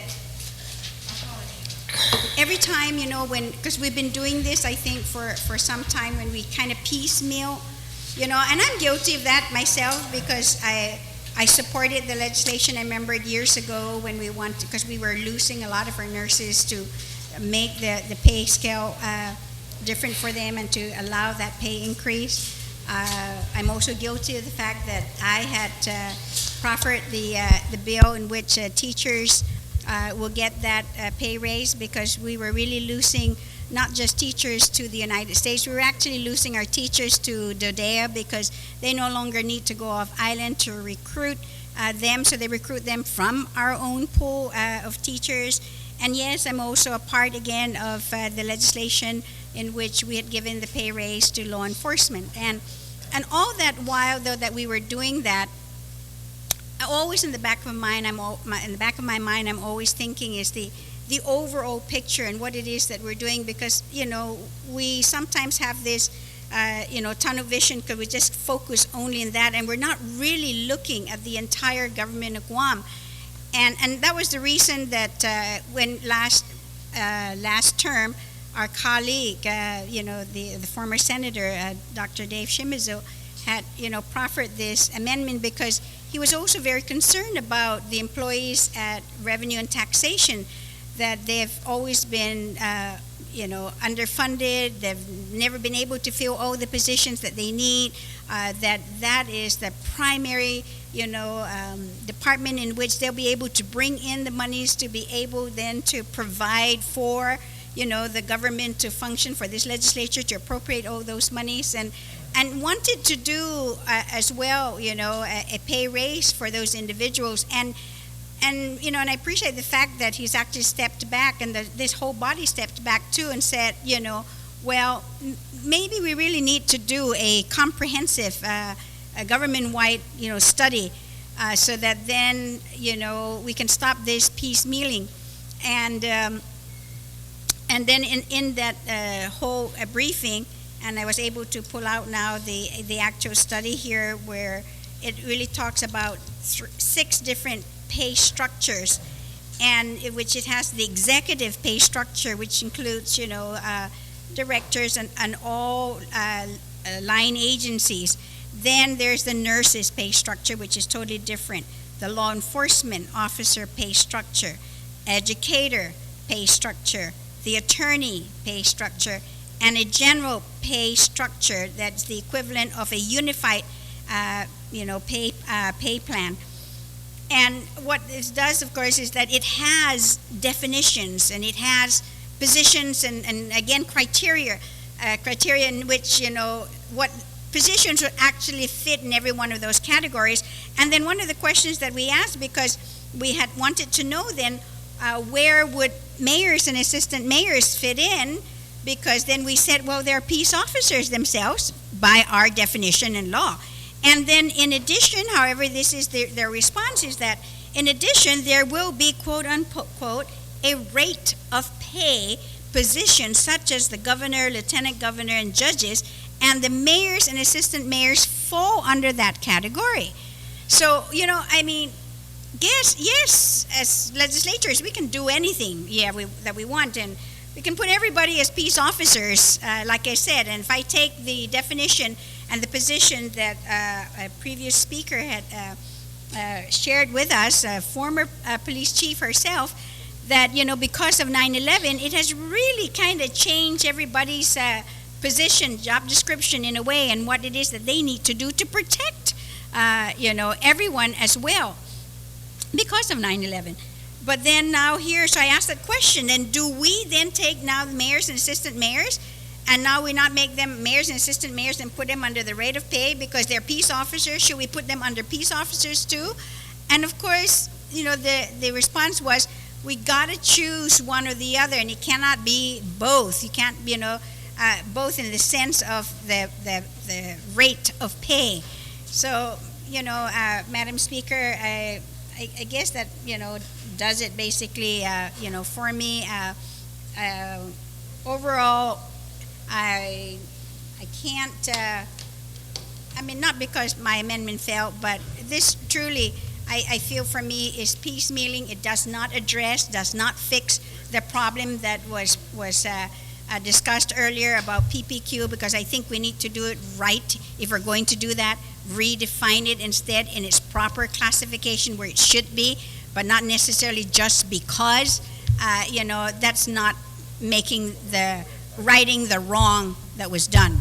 And so I find it really, really difficult at this point, Madam Speaker, to even support Bill 304. Si Tuas Masi, Madam Speaker, are there anyone else wishing to speak on the main amendment of 304? Huh?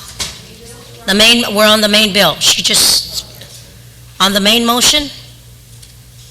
I'm going to take a 1 minute recess because there's a technicality on something.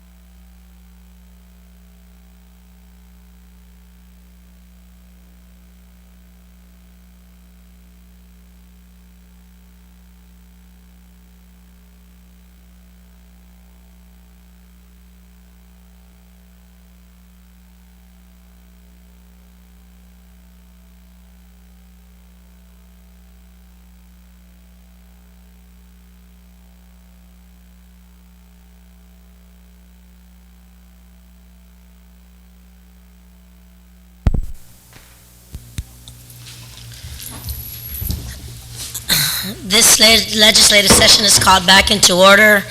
If there's no one else wishing to speak on the main motion, I'm going to ask that Senator Palacios, you can please close on the main bill.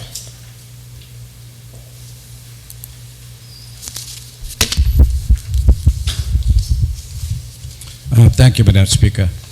Madam Speaker, I listened intently, of course, with all the presentation, and to some degree, I did not necessarily disagree with some of the presentation. However, the overriding consideration that I'd like to share with my colleagues is to focus on the requirements of the job, on really what is required of that individual to perform his job, and what that job might generate with respect to hostility against the enforcer of that regulation, be it a police officer, a customs officer, or a tax investigator, for example, a commodity. It is the function of that and the limited authority given to the position that actually a lot of times I think generate uninvited hostility, because you're enforcing actually regulations, and some of these are specialized regulations. Now, so the exposure to the danger to physical harm might come from a fist, from a gun, from a mace, and from any other method. And there are law enforcement positions that right now are not required. They're wearing, for example, of uniform, and that is because of the requirement of the judge. It requires a subtle nature of the investigation, such as white-collar crime in the case of tax investigators and so forth. Now, the wearing of a uniform for some positions of law enforcement, actually it's because this law enforcement usually have dual I would say dual role. One is enforcement and one is prevention.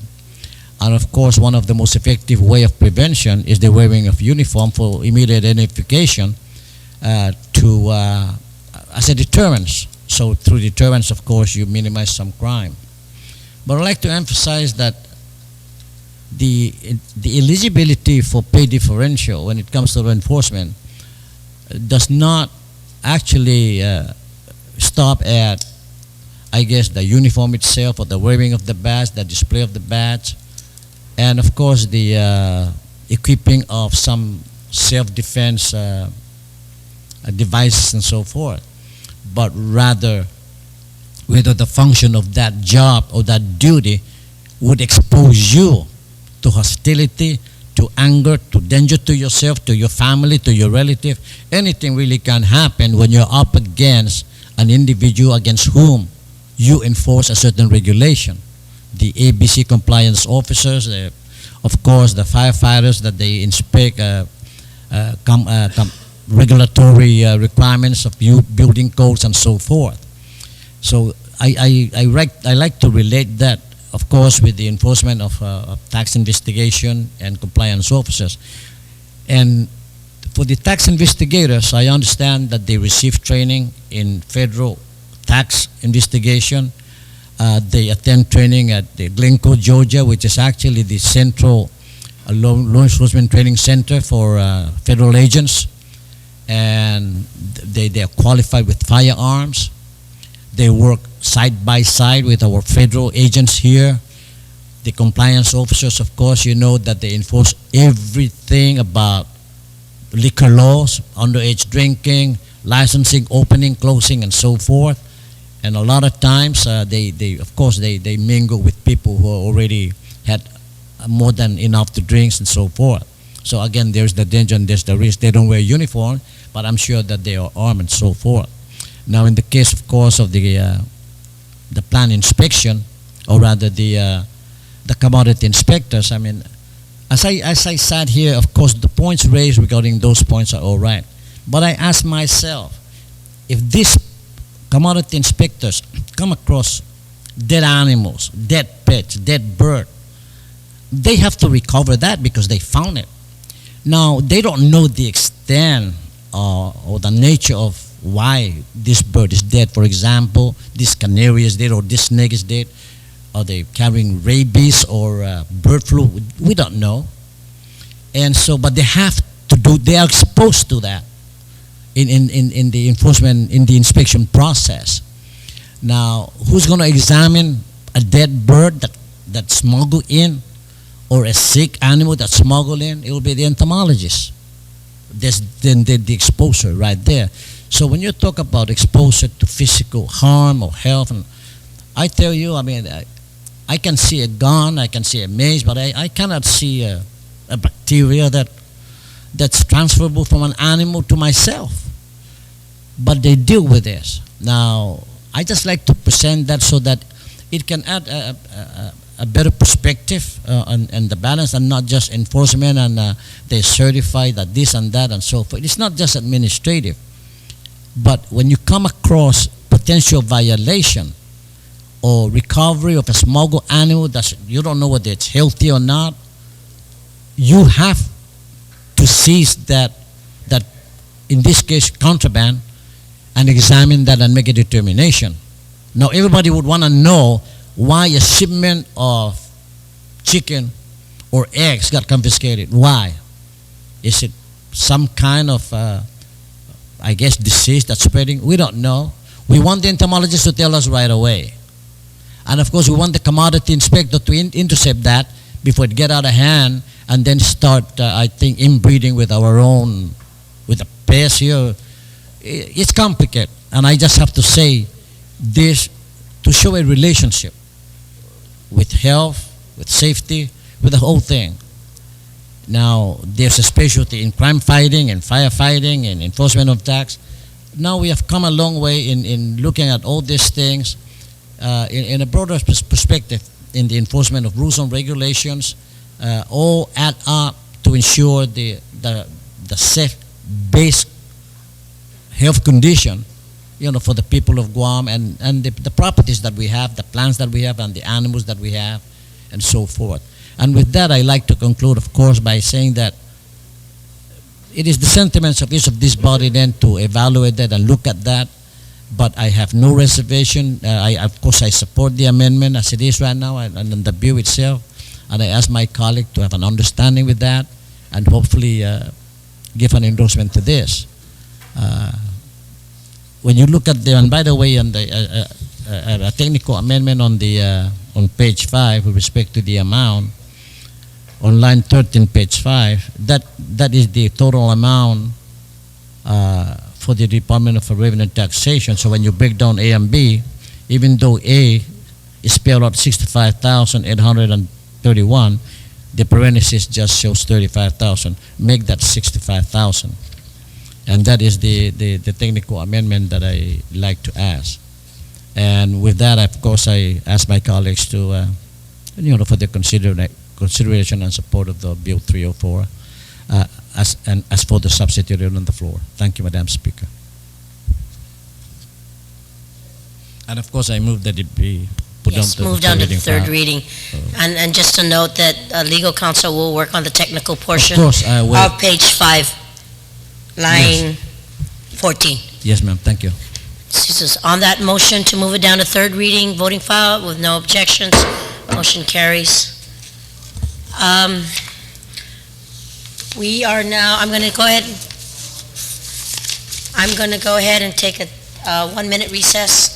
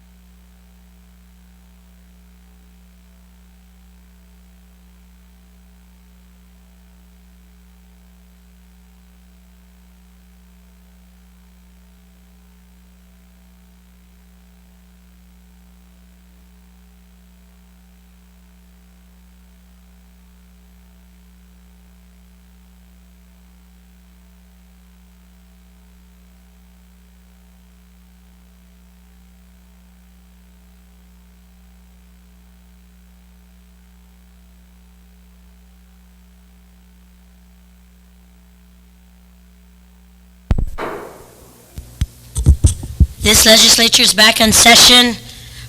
Speaker Ben, you're recognized on bill number 30-187 COR. Thank you very much, Madam Speaker.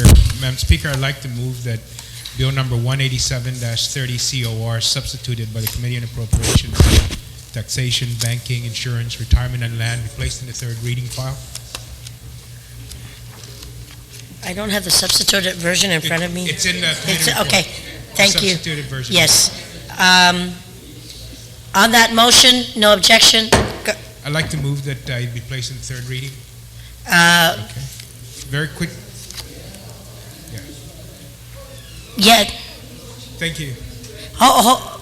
I'm sorry, Senator Tello, I didn't see your hand. I gavelled it in, there was no objection.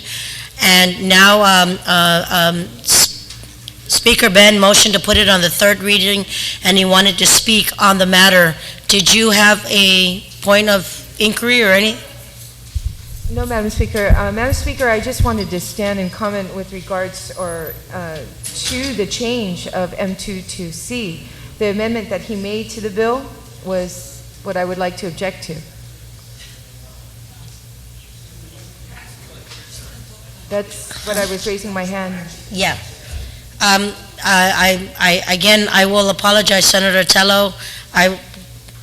It wasn't in time by the time I gavelled it. Senator, Speaker Ben. I mean, if there's an objection, there's got to be an amendment to the bill because the bill's been accepted. So if you want to change it back to, if you want to change the zoning in the bill from C to something else, then you have to offer it. I would think you would have to offer an amendment. I'll give you a 1-minute recess.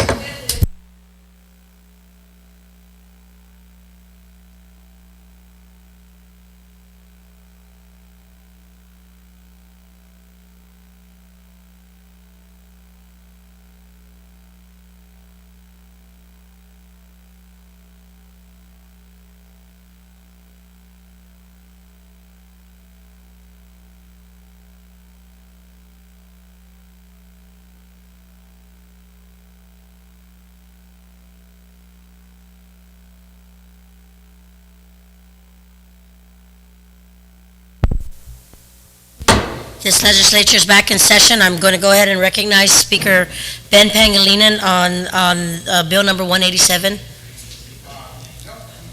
Oh, you didn't want to speak? Okay. Does anybody else wish to speak on bill number 187?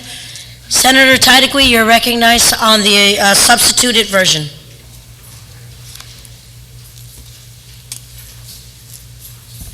Thank you, Madam Speaker.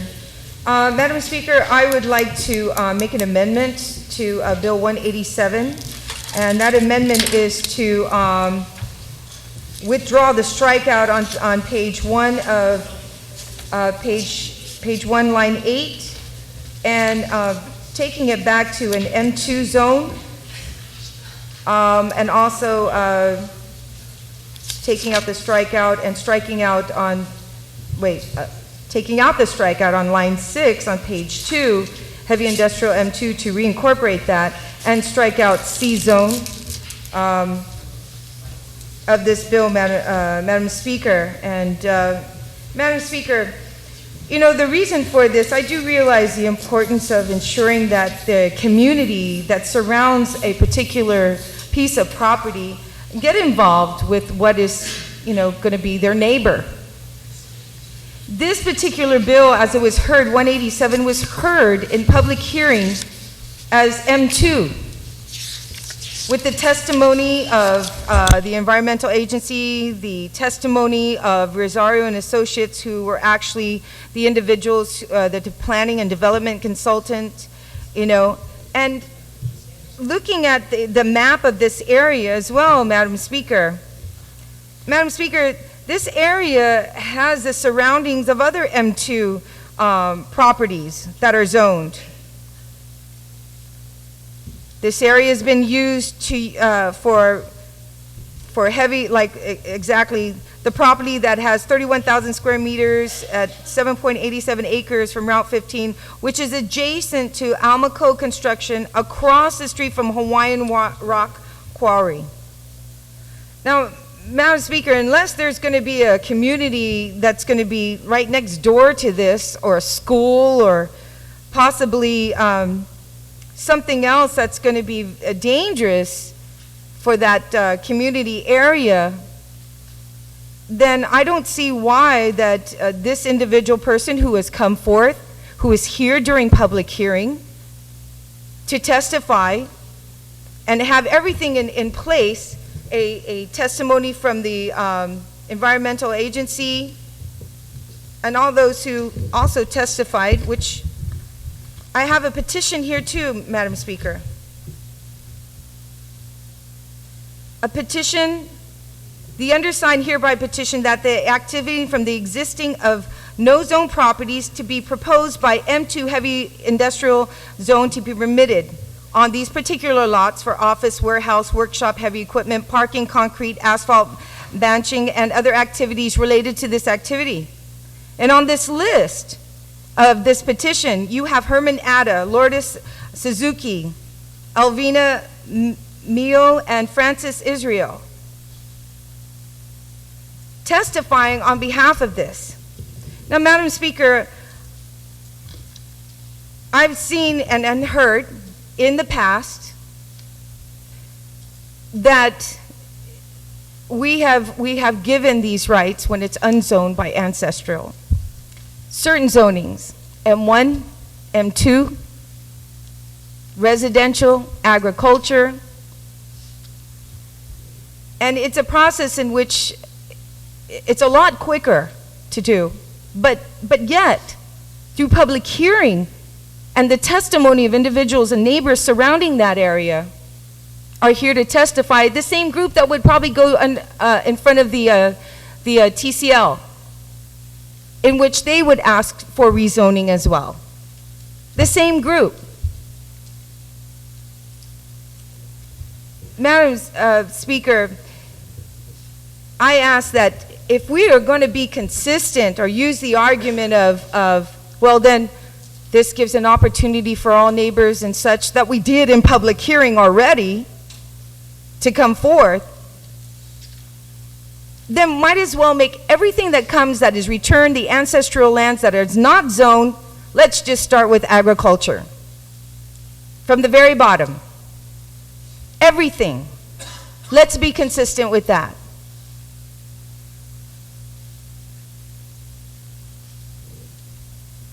Madam Speaker, I'm asking this body, I'm asking this august body for your support in keeping this an M2, which the process was, the public hearing was done, the testimony was given, the petitions were given, the Department of the EPA who was here also gave testimony as well.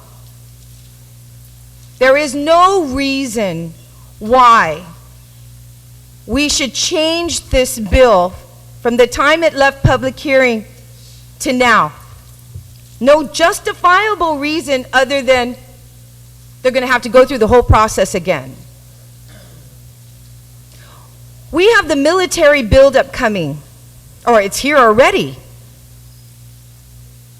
We want to be able to provide services and keep the money here on Guam to those individuals who own their own property here on this island. These are people who rightfully been here for many, many years, Madam Speaker, many years, and own this property. Why can't we allow them to have the opportunities as those individuals who come from the States just to come in here, make a buck, take the money, and then leave? How are we going to generate our economy that way? So I ask my colleagues to please support the amendment that I've proffered to taking it back to M2. Thank you, Madam Speaker. Si Tuasma, si Senator Taitagui, on the motion to delete, Speaker Ben, you're recognized on the amendment. Thank you very much, Madam Speaker. Madam Speaker, if we're looking for consistency, then we're looking for towards the wrong body. If we're looking for consistency, then we're using the wrong argument on this bill. Because this legislature, I don't recall, has ever zoned, at least while we've been here in this session, in which the retiring speaker can say she's been a part of, we've never zoned anything M2. So how do we say that let's be consistent and zone it M2? We haven't. She touts that EPA saying, therefore, we generally oppose the provision of zone changes for individual properties through the legislative process. Is that the consistency we want, to go against the recommendation by EPA? If she's saying that the justification for sticking with H2 is EPA came to testify, EPA said don't do it. Don't even zone the property. Have them go through the zoning property of unzoned property, This is an accommodation that's being made because of a glitch in the law in which the property is unzoned, and the opinions that have come has that it is this body that has the option to zone these properties. If we're going to say consistency, let's take a look at just the facts. The individuals that signed the petition is not the owner. We're saying, like, let's give it to this, the owner of this property just bought the property. He's never owned it before. So to say that let's give our own people a chance, that's not what's happening here.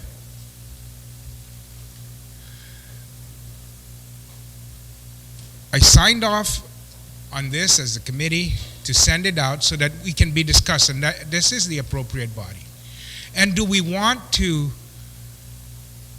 lock all the properties there so that any future development has to be consistent with H2? So that means we're now, because this is H2, the next one's got to be M2 rather, heavy industrial. The next one's got to be heavy industrial. The next one's, when is it going to stop? When do we provide the idea that there's got to be some consistent, some planning? We are doing this because the property, in what we've looked at for what the owner has petitioned this legislative body to consider, he wants to start commercial activity. And how does that impact surrounding owners who may be unzoned at this time? If we go to the maximum in terms of the zoning, the most intense, the greatest use that allows for industrial use, then it really doesn't allow somebody who then wants to build a R2 apartment complex down the street from this guy, because now he's able to run a batching plant, he's able to run a junkyard, he's able to run all that without any kind of provision for some kind of conditions that would impact to a lesser degree the surrounding neighbors. So we're trying to assist this landowner because of the fact that it's unzoned. I would support changing it to an A. If that would be the consistent move forward, that all properties that have been returned shall be A, then let's introduce a bill to do that. And I would support that. But to say that let's be consistent and give this greatest and most intense use possible for property that limits all the other surrounding properties for what could be future uses, I think that's too much. And I think that we should talk to the other agencies. Land management said, when they came and testified, and I'll say, they said, yeah, H2 might be okay. I said, M2. So I said, what if you had 5 other lots that wanted to do M2? They said, our position would be, no, don't do it. Let's go through the regular process. Give them something and then everybody applies. It's okay because it's isolated. But once you start adding everybody else, then there's got to be some kind of rationale and some planning that needs to occur in order to do this. And that's why we're allowing that room, that window, for planning to occur to be consistent with other surrounding properties that may want other uses for their property to have an opportunity, so that when they go to the most intense, most industrial zoning, that they can then have an opportunity to take a look at it and how compatible, and they can decide, we're going to support this.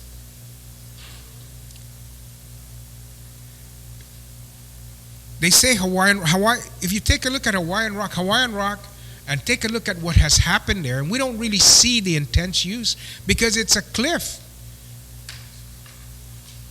And we're saying it's okay, but when you look at Hawaiian, you can't tell the intense activity because they're 300 feet below the cliff line already by gouging the face of that earth over there in the quarry process, and all of the intense activity is 300 foot below the road. That's why you don't see it. That's why the impact may not be as great to the community surrounding it, because it's isolated now by a 300-foot cliff. Do we want what is happening 300 feet below the cliff to happen right there along the side of the road? And is that going to be consistent with what other property owners may want to use? I just think that changing it is to a C is the compromise that we've looked at as being reasonable to allow commercial activity to begin by the landowner. And then if he wants something more intense, then we go through the regular review process of doing that. You know, being consistent is what I'm doing here, because if you recall, there were bills introduced in the past that wanted to zone properties right along Route 15 up there right by Okudu High School. It was introduced to be M1. And to be consistent, I voted no on those. And I said, I'm willing to give some kind of leeway, some consideration to those landowners by beginning with, and it was the same condition terms. Property was unzoned. It was sold by the original landowners to somebody else, and they wanted to have M1 right away. And I opposed that because I thought that I think that we needed to take a look at everything down the line and see gives an accommodation to the landowner to begin commercial activity, and when he wants to increase the intensity of that, then he goes to the Land Use Commission, and then we get a bigger review process than just the legislative body. But it kind of makes sense that right along the road, right along the major highway, you'd have a C. But if you wanted to do M1, M2 activity, then we go and we take a look and see what the surrounding landowners say, see what the entire community has to say. Because it doesn't only affect your neighbor, it affects the entire community. If we start with the top and the most intense, there's no going backwards. We can't unzone his property now because all of the properties are now M2, and GCC or whoever wants to develop a new Ladera Towers right next door, and you can't do that next to an M2. It's just not compatible. It's not desirable. It doesn't fit. So let's begin the process of kind of taking a look at where people are going. So being consistent is exactly where I'm at, and I'm very comfortable with this. I'm very convinced that this is the appropriate and the proper way to proceed with this, taking into consideration the activity that's occurring there now, even at M2, to the neighbors, and giving the landowner who has made an investment the ability to begin taking advantage of the investments that he's made by putting in some commercial activity. Because when he's described, if you're kind of looking at this, what it's going to be used for has changed from the public hearing also because of some of the issues. So if we're going to be consistent, the landowner when he asked this bill to be introduced, said this. Now he wants this, this, and this. Well, if we're consistent, then we should just say, no, we shouldn't even proceed with this bill until we have a new public hearing with those new uses that have been told to this body and members of these us without the public's participation and knowing about it. Are these individuals who came and testified going to change their mind if they know what else the landowner is going to use that he didn't say at the public hearing? I mean, we have to consider all this if we're going to say, oh, we have to, do it this way. And we have to just honor what the landowner asked for. Well, we're being asked to give our best judgment, our best decision based on studied effort and information that's presented to us. And to me, consistently, in terms of trying to balance what the individuals have done and the investments that they've made in this situation where the land is unzoned, and what we need to do, what they've asked us to consider, I'm very consistent. I will not support starting at the top. That limits everybody else's use of their property. EPA says don't do it. So are we going to cite EPA and said they came to testify, so we should say it's okay at H2? They came to testify and said don't do it. That's what they said.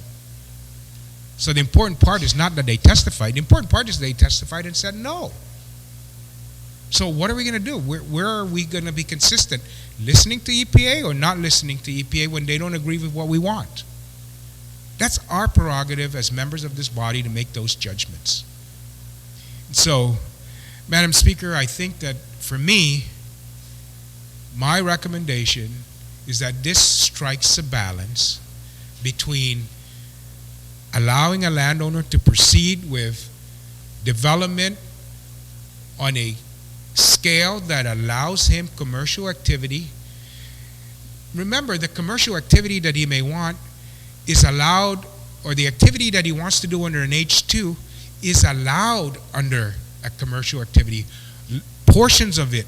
But those portions that provides intense use of the property are things that we should consider some more and allow for greater and wider coverage with regards to how it's going to affect not only the surrounding community, but the community in Guam in general. And I think that, to me, this strikes the balance. This allows me to make this kind of decision on a consistent basis in terms of accommodating the needs of people who have made investments in Guam versus the needs of our community, the protection of our environment and resources, and the consideration of the greater community from the very beginning.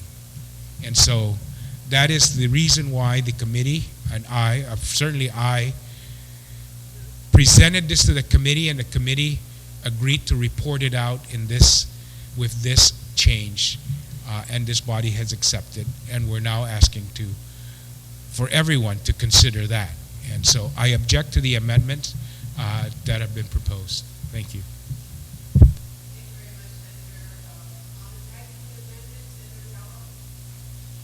Thank you very much, Madam Speaker. Madam Speaker, I rise in support of the amendment as proffered by the senator from Inarajan.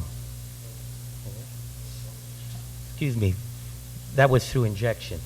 It's Chalampago. Originally from Inarajan. Madam Speaker,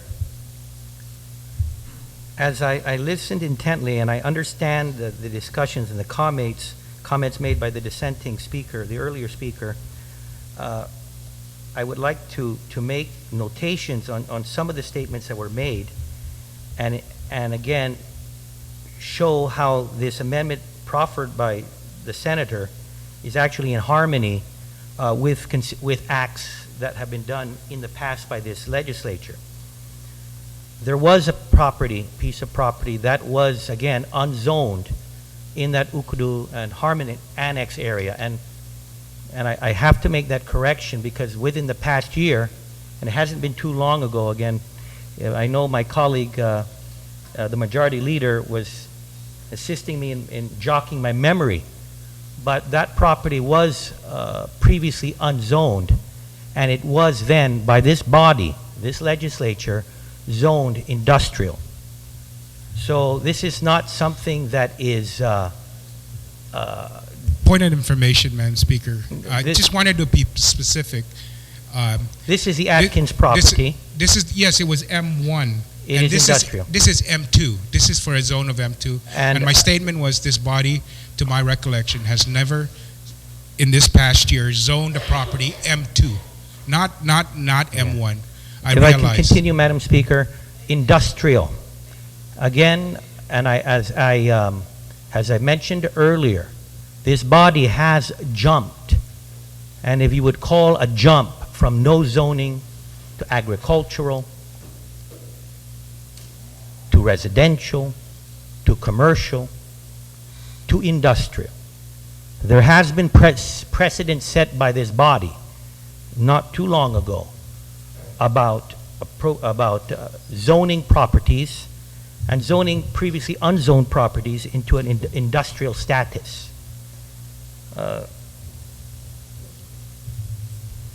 Madam Speaker, the reason, of course, for that earlier piece of legislation enacting the law was, again, consistent to what were the purposes or the intended purposes of those properties and the uses of those properties. So I wanted to make that comment. It has happened.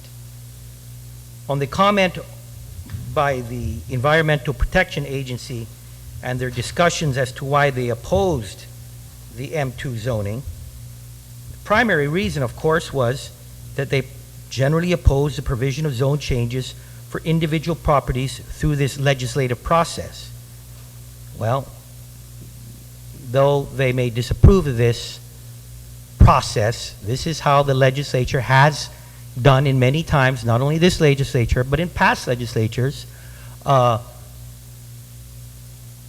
authorize the zoning of properties. Of course, this is a little bit different because this was unzoned property.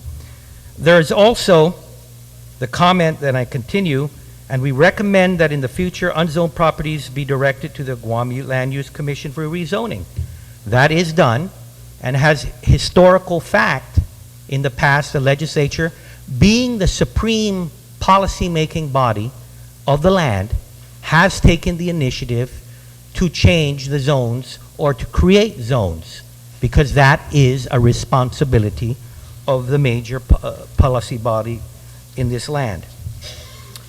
On the issue of EPA, again, they state they would like to see this zoning to occur based, in fact, and I want to quote, in fact, we might want to consider applying the zoning plan to all unzoned properties in Guam, including tentatively those federal properties not being released, but under uses that could be matched to the zoning plan.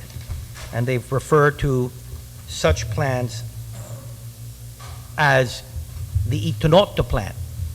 Now, whether we like it or not, we do not have a zoning plan and a master plan for the island of Guam. If we were to take the Environmental Protection Agency's recommendation, I guess we might as well freeze and stop right now and wait for a master plan for the zoning of properties to occur. I don't think that is very prudent, Madam Speaker. In regards to being, again, maybe that this was a surprise, the intended uses of this property. Again, I read the original language of the bill, and the bill is very straightforward. Of course, it's been crossed out, but it is to be a frontage area comprised of heavy industrial M2. As a matter of fact, the original bill is consistent with the testimony provided in September 25th, 2009 by Rosario and Associates in regards to the uses of the property. Very clear. This property, again, which is adjacent to Amelco Construction across from Hawaiian Rock Quarry, Amelco and Hawaiian Rock Quarry are zoned M2.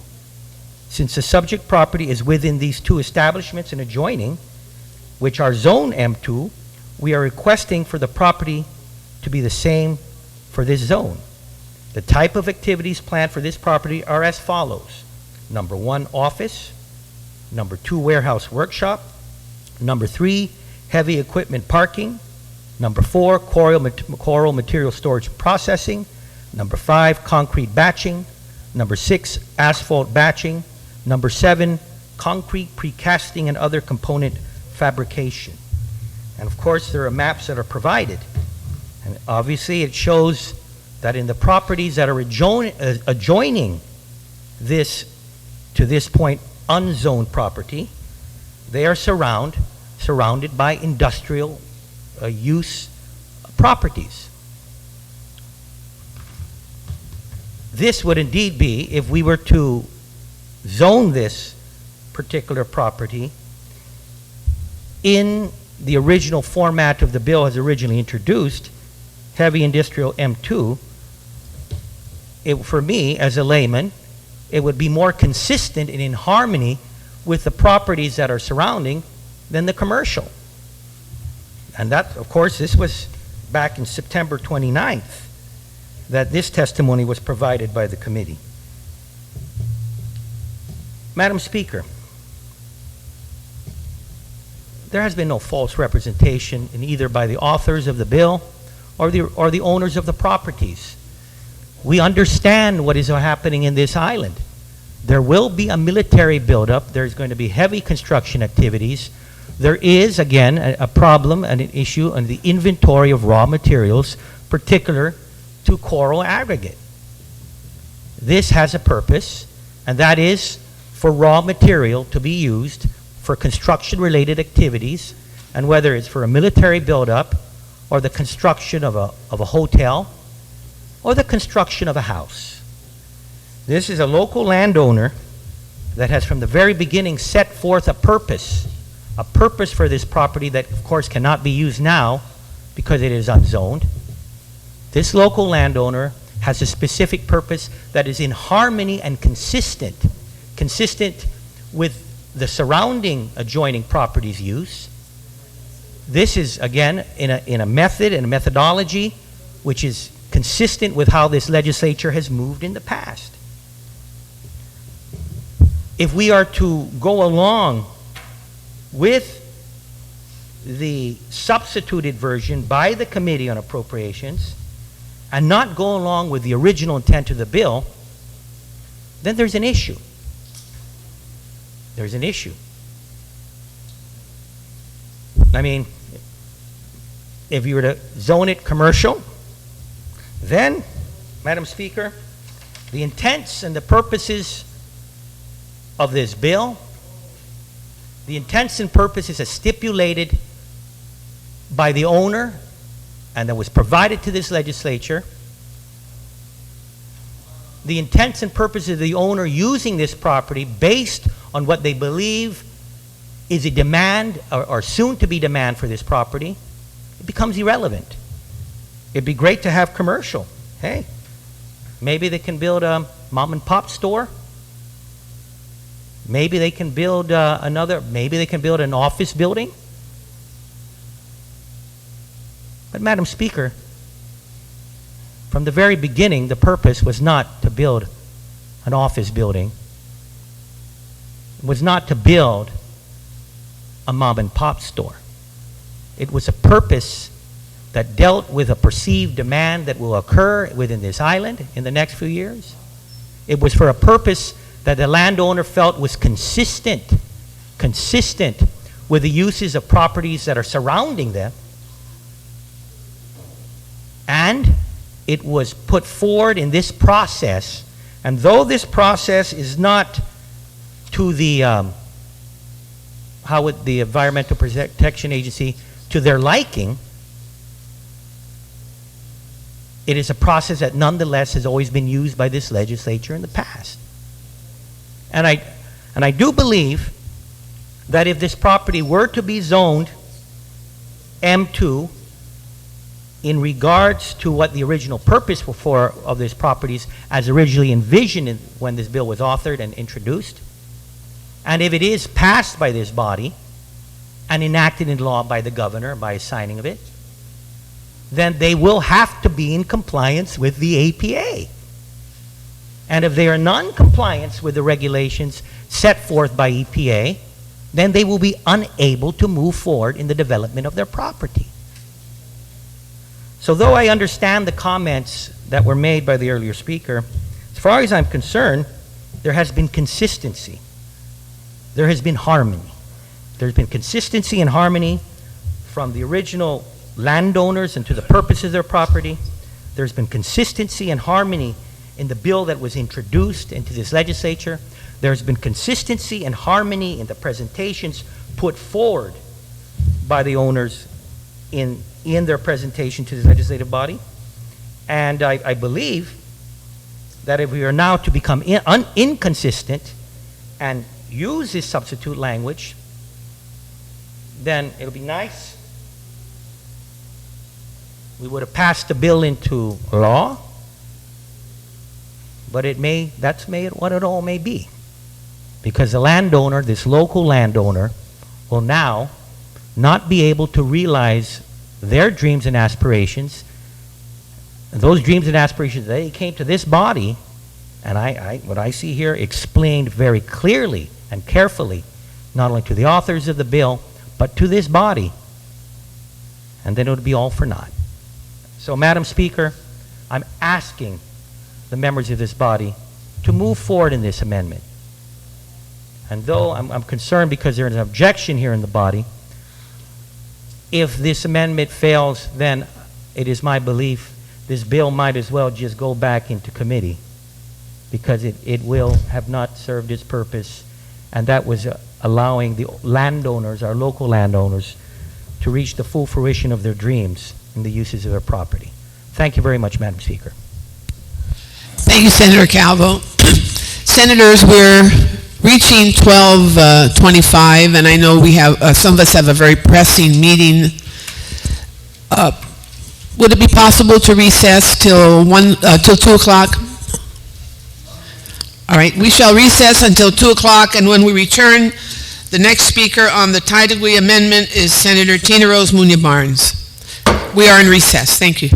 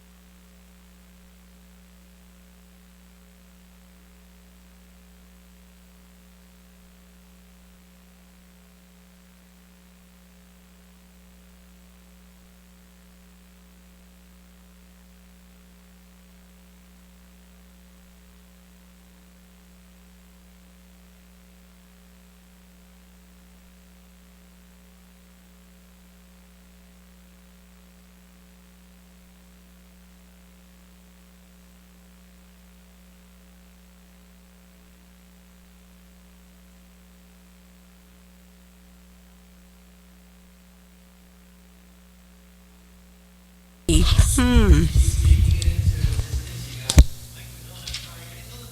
I'm sorry.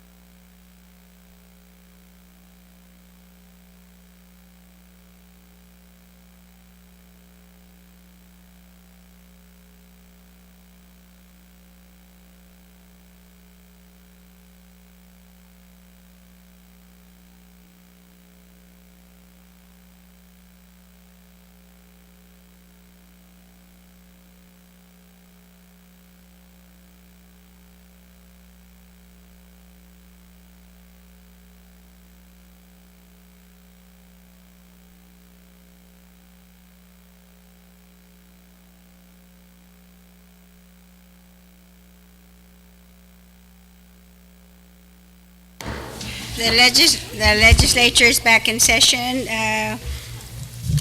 We left off prior to having going into recess on an amendment, Senator Titagree's amendment, and those listed to speak is Senator Munya Barnes.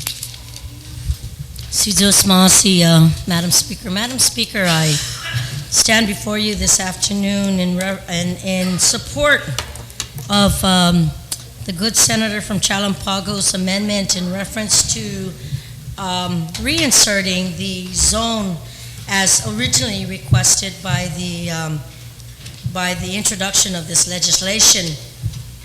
Madam Speaker, I was at the public hearing when Mr. Tan, Department of Land Management, EPA, and some of the other government entities were there to speak in reference to this zoning issue.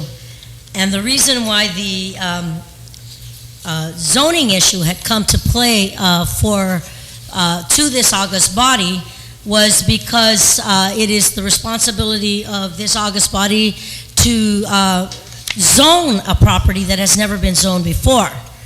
And of course, there was a fast lesson in reference to what the different zoning requirements are from agriculture to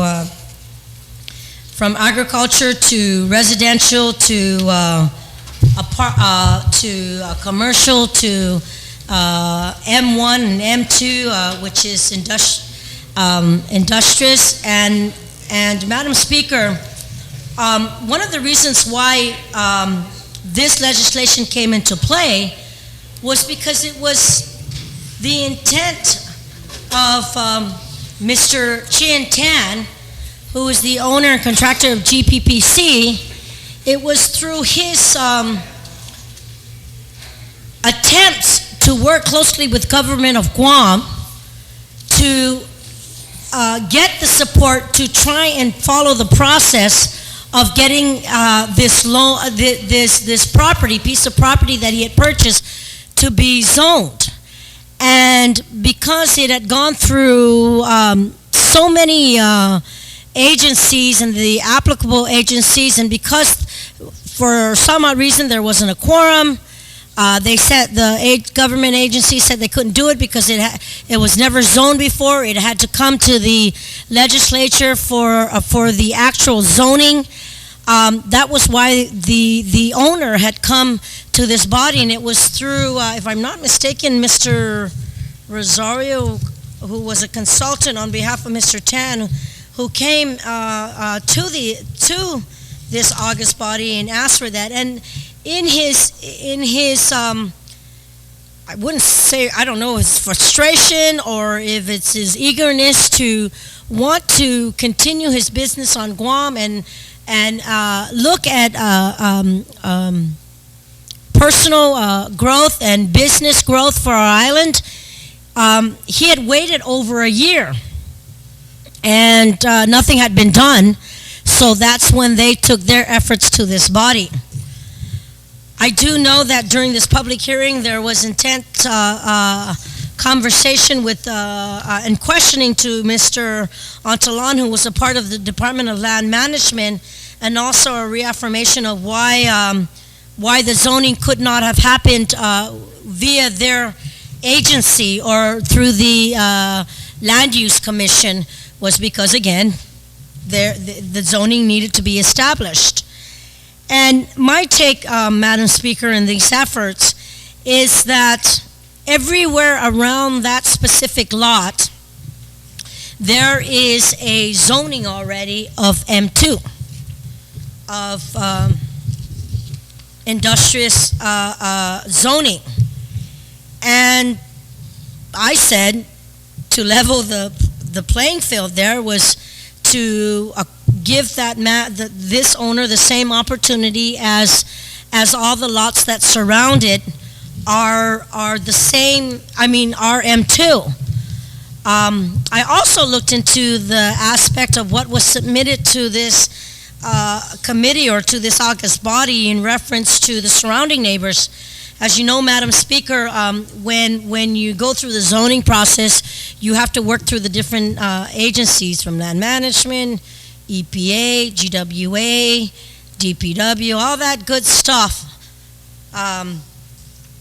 There also is another component about working with your neighbors and the surrounding neighbors that you have within that area. And if I'm not mistaken, the provisions of law say, I want to say 100 yards, but to that extent it may be a little bit more. I'm not sure. But when the report came in, there was a petition from the surrounding neighborhood that noted that, and I'm looking for it right now, Madam Speaker, and I just want to reiterate that for the record, was that as part of living,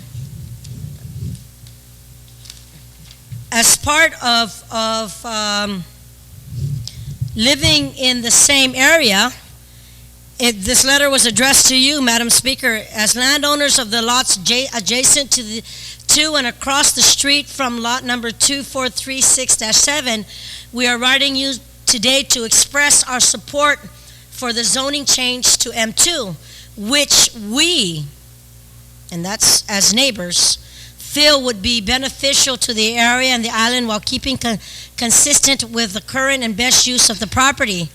At present, there are several businesses already located in the immediate vicinity, and they are operating in a heavy industrial capacity. The absence of any major residential area in conjunction with the potential for the increase in heavy vehicle and construction traffic to and from Anderson Air Force Base makes this area an ideal location for industrial uses. And it was signed by the Cruz family and Alejandro, Regina, and Carlos. And there was also a petition that was sent out, and it too was signed by property owners within the adjacent areas of Lourdes Suzuki, Elvia, Mew, and Francis Israel, and also Hermanata. And then also Antonia C. Diaz had also signed that petition. So, Madam Speaker, though I listened intently to the committee oversight in this area, and I understood some of the concerns that he had spoke about. For me, I think it is important that we realize that the areas in play, the area that we're talking about, and the adjacent areas around this specific lot that we're talking about are already zoned M2. And that was a qualification and answered by the Department of Land Management that area was zoned M2. So for me personally, it would be like, you know, you're giving to everybody in your family, but because one person was being stubborn or maybe algoguet or what have you, or didn't know what was happening while the parents were giving out all the benefits, that that individual didn't get anything. So for me, Madam Speaker, as simply put it, I think that I would give that fair consideration to this one individual who's made Guam his home for many, many years, who wants to expand on his business growth here, who wants to expand to be given the opportunity to advocate for a bigger business and maybe even hire more of our local people here. I want to be able to give him that opportunity. And I do know that if we had to redo this whole process again, and if we had to work with the zoning, I mean, the lowest possibility for this land to be zoned would be, of course, agricultural, which would be A, or R1 would be a one-family dwelling zone, or R2, which is multiple dwelling zone. And this is the things that this body could do. P, if there was a need for an automobile parking zone. C, which is commercial zone. M1 is limited industrial zone. M2 is heavy industrial zone, and LC, which is limited commercial zone. Just having that realization, Madam Speaker, that all the surrounding lots around this specific area is M2, I want to give the opportunity for Mr. Tan to be given that opportunity and not have to go through the same step if we were to give him something other than what was zoned around the surrounding area, to have to go through the whole step of going through all the different departments again, already knowing that this gentleman has waited over almost a year and a half, if not over 2 years, to try and get this introduced. And that was one of the reasons why I accepted this with you, Madam Speaker, in the beginning, is because we realized that when the owners came to us and the consultant had come to us, that he had waited a very long time and it was always diverted to come back to this August body. So, Madam Speaker, I rise in support of the author of the amendment, and I really hope that my colleagues consider this amendment on this, and I have a cue that we should vote now. So thank you, Madam Speaker, for giving me the opportunity to speak in support of this amendment. Thank you very much, Senator Barnes. Is there anybody else like to speak on the motion? Senator Barnes, can you cover for me up here, please?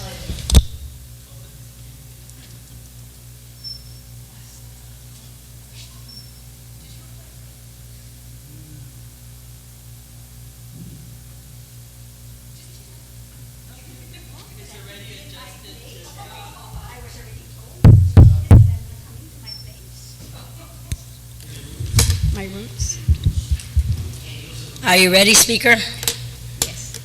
Thank you very much. Speaker Wampat, you're recognized on the Telo-Tatigui amendment.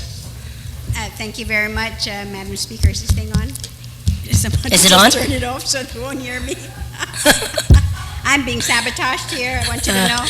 I don't think so, Speaker Wampat. You can proceed. The mic is turned on. Thank you very much, Madam Speaker. Madam Speaker, where do I begin? I think everybody in this legislature, really, and even past legislatures have known, basically what my position has always been about, rezoning. And then I know it shocked everybody that I've actually introduced this legislation, and much less something that's going to be M2. But that didn't happen without actually going through several hurdles. For one, is that we in this body had created the Land Use Commission for a reason. And we created them so that then all landowners who would like to have their properties rezoned can go through the process. And we create the process so that then, the legislature won't be the ones always making a decision. And here's another piece of legislation, of course, that is spot zoning, and I've never really been in favor of spot zoning, and I still am not in favor of spot zoning, but yet I know it's almost contradictory to the fact that I've introduced this. But I'll tell you why and how this all had transpired. It was into the 29th Guam Legislature when I was actually approached by several individuals, not the owner. Honestly, I've never met Mr. Tan at all. If I walked down the street and met him, I couldn't even identify the man. It was strictly individuals that were brought to, were hired by, I guess, Mr. Tan and company, to start the process because he actually lives in Saipan.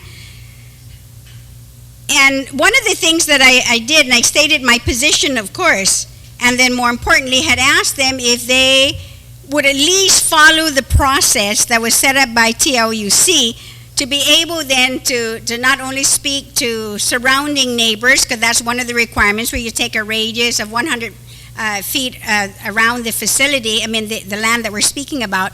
Secondly, there's the departments and agencies in which then normally in a regular process would be required to get a response from the Environmental Protection Agency, because their concern naturally will be the environment and the contamination to our soil. Water Works is also required to respond. The Guam Power Authority is also required to respond. The Guam Fire Department is also required as well to provide some type of an input. And that's the process. And there's a reason for all those processes to actually take place. And the legislature at the time when they created this did it because they wanted to also protect our environment. Because by protecting our environment, we're protecting the people of Guam ultimately. However, the legislature also prides itself as being, and I don't know if I can quote the entire thing that a previous speaker had said, Senator from Mighty, that in the supreme power of this body to go and zone or rezone properties. Now, this is a property, yes, that was returned to the original landowner, and then the original landowner decided to sell the property. It was purchased, and then now, of course, there is the request to have it rezoned. And I applaud, the owners or the individuals who's moving this forward on behalf of the owner has actually approached, TLUC, and was told that this would have to be done by the legislature because this is a property that's not zoned at all. Now, if there was a zoning designation, then it would be in the purview of the Land Use Commission then to be able then to have the owners or representatives start the process or applying for a rezone. That, of course, not being the case, then they came to the legislature. I've asked that the representatives actually go through these departments and agencies, and they did, and they wrote letters, and this actually went on for some time. And then we have, in my office, tried to expedite some of those or speed up the process to be able to get some response from these departments and agencies who would be, who are tasked by law to respond. We weren't able to also get any response from them. And, some, of course, the reasons were that they're busy, they're understaffed, and all that, whatever the whole slew of reasons. So then finally then, out of frustration as well for myself, is that I said, okay, I'm going to go ahead and introduce it. And I did indicate that there's not necessarily that, although I may be an author of a bill, and another colleague of ours had said that, and many of us have introduced bills to test the water, so to speak, to take the pulse of the community out there. Depending on what the testimonies are, would determine exactly the fate of the bill, and sometimes even the position of how we're going to vote for a bill.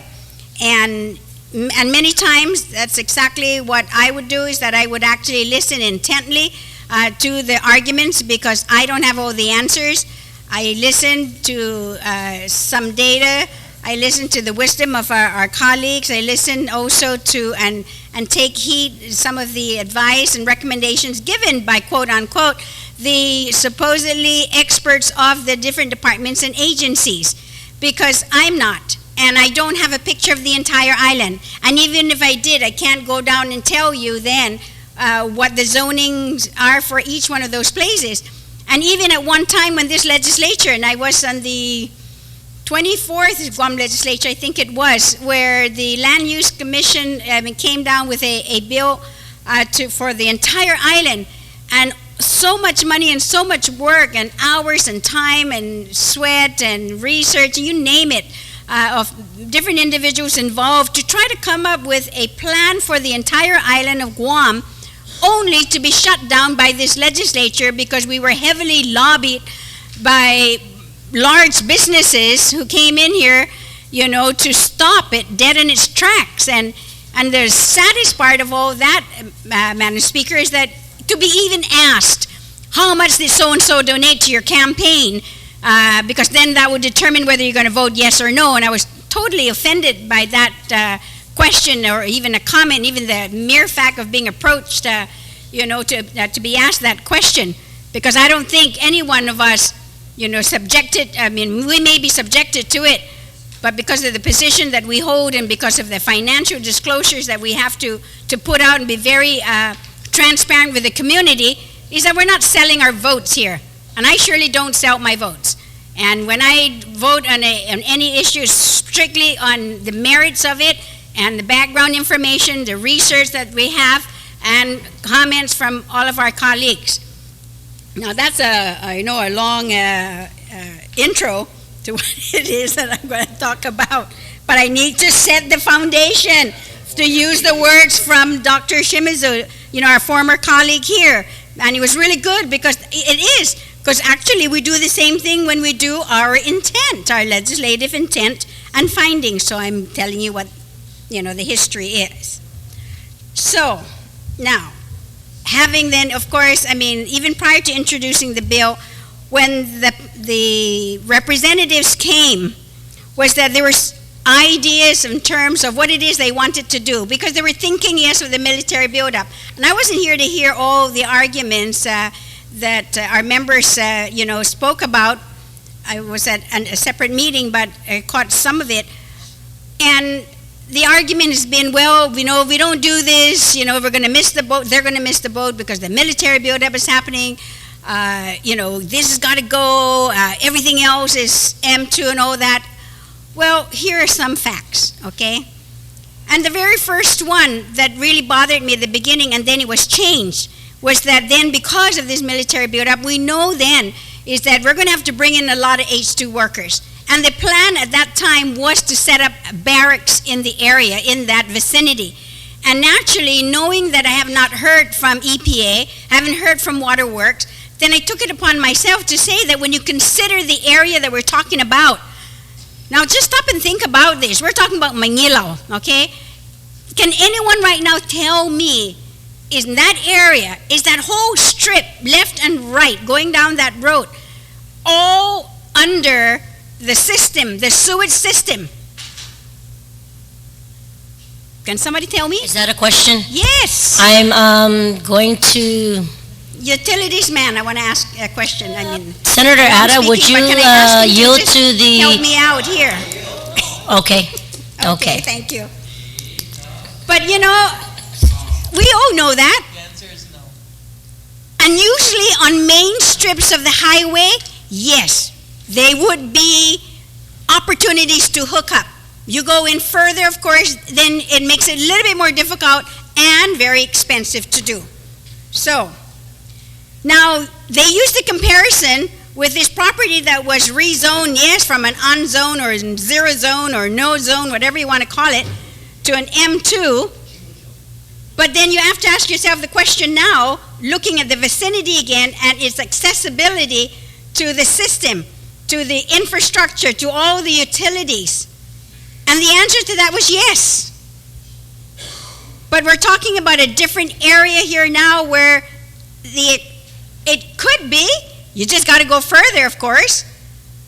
But EPA has always been saying is that and cautions always the legislature about rezoning, about spot zoning, without really knowing, what the situation is with the availability and accessibility to infrastructure.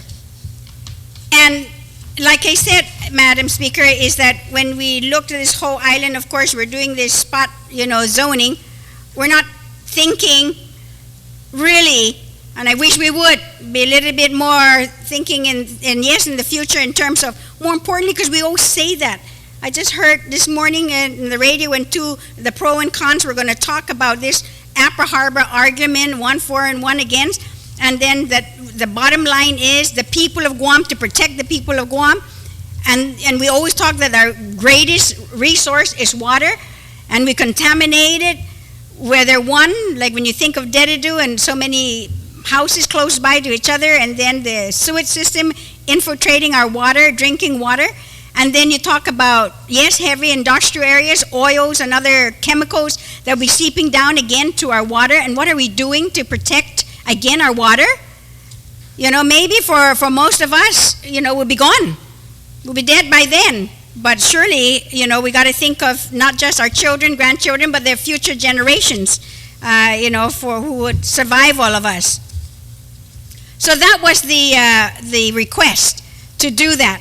And by, just speaking and the part of knowing, of course, the position EPA has always taken, suggested that should not be one of the activities that should be done in a plan.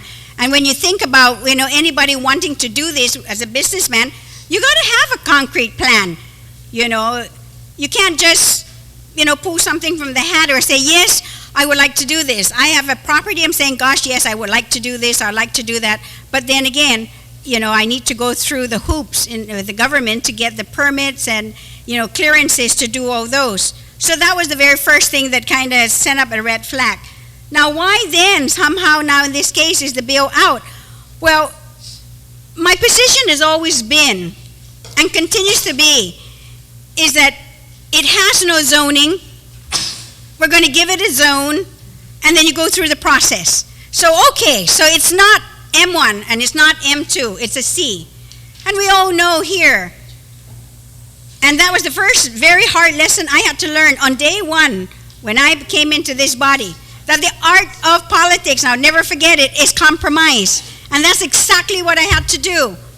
I had to compromise to make sure that at least, no, we would not be holding back on an individual's opportunity or a businessman's opportunity to be able then to set up a business here to help grow the island, help grow the economy by giving it a designation, giving it a zone, and not agricultural and not residential, but yes, commercial.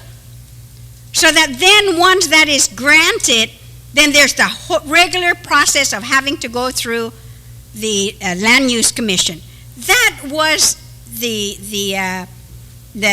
story behind how this bill was able to be placed on the agenda.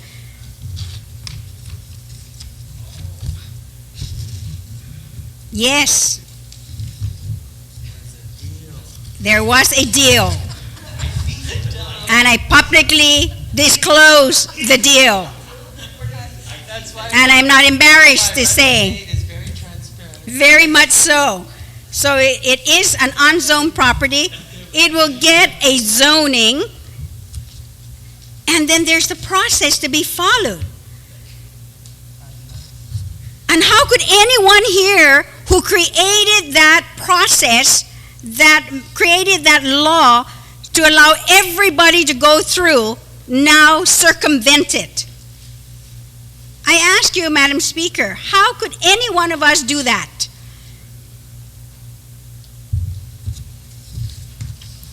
Now, when we look at the testimonies that were provided, now granted that there are families around the areas who will not be affected, do not maybe even live in a quote residential area but have properties there, who would like to be able to do the same thing, because it is advantageous, yes, when an area is zoned a higher zone than agriculture. That's definitely going to help you know, in the rezoning of your property. But Madam Speaker, when you look at the map, you see, and this is the thing, is that please let's not be mistaken and give out other information, even false information for that matter. And I'm looking at the map, which is Exhibit A, and immediately around that property are all agriculture. A, across and to the back side. Now further down the street, yes, you may find properties that are, you know, M2. But let's not, you know, somehow be confused here and just say then that the surrounding areas are all M2, because they're not. In the immediate surrounding areas, they're not. And then when you look at the property, even, you see, and this is the strangest thing, of course, that, you know, in terms of looking at the property that's going to be, you know, rezoned, is that in the surveying of this particular property, you would see that the way it is done is that it is set up, of course, with, you know, to make sure that they are not, well, in this case, you're the one landowner, so you're not going to landlock everybody in there. But, you know, the idea was to be able to go in, you know, have that circle, and then to be able, you know, to go out. And normally, when you do that as well, when the surveyor does that, is that if, you know, at that time, if it was going to be partitioned off to sell off maybe as individual lots, then of course you'll be able to reap, you know, more of the benefits than you would by selling it as one large piece. EPA, we've been working too much with US EPA, but our local EPA had sent a testimony. And, you know, I guess it just depends on which side of the road you're at already, or where you sit on an issue, because we like to hear from the experts. We count heavily on the experts, especially when we talk about environmental protection agency, that we want to look at their technical expertise and what they're recommending, and we listen to them. But then there are other times when we get the technical recommendation, then we don't want to listen to them. So I guess it just depends on where you're sitting on an issue, because forget about the aquifer, forget about our drinking water, forget about the fact that it could increase, and threaten, of course, any contaminants from a septic tank, because right now those houses that are there are all on septic tanks. They'll be threatened by pollution, by leaching of contaminants into the septic tanks and then eventually into the aquifer.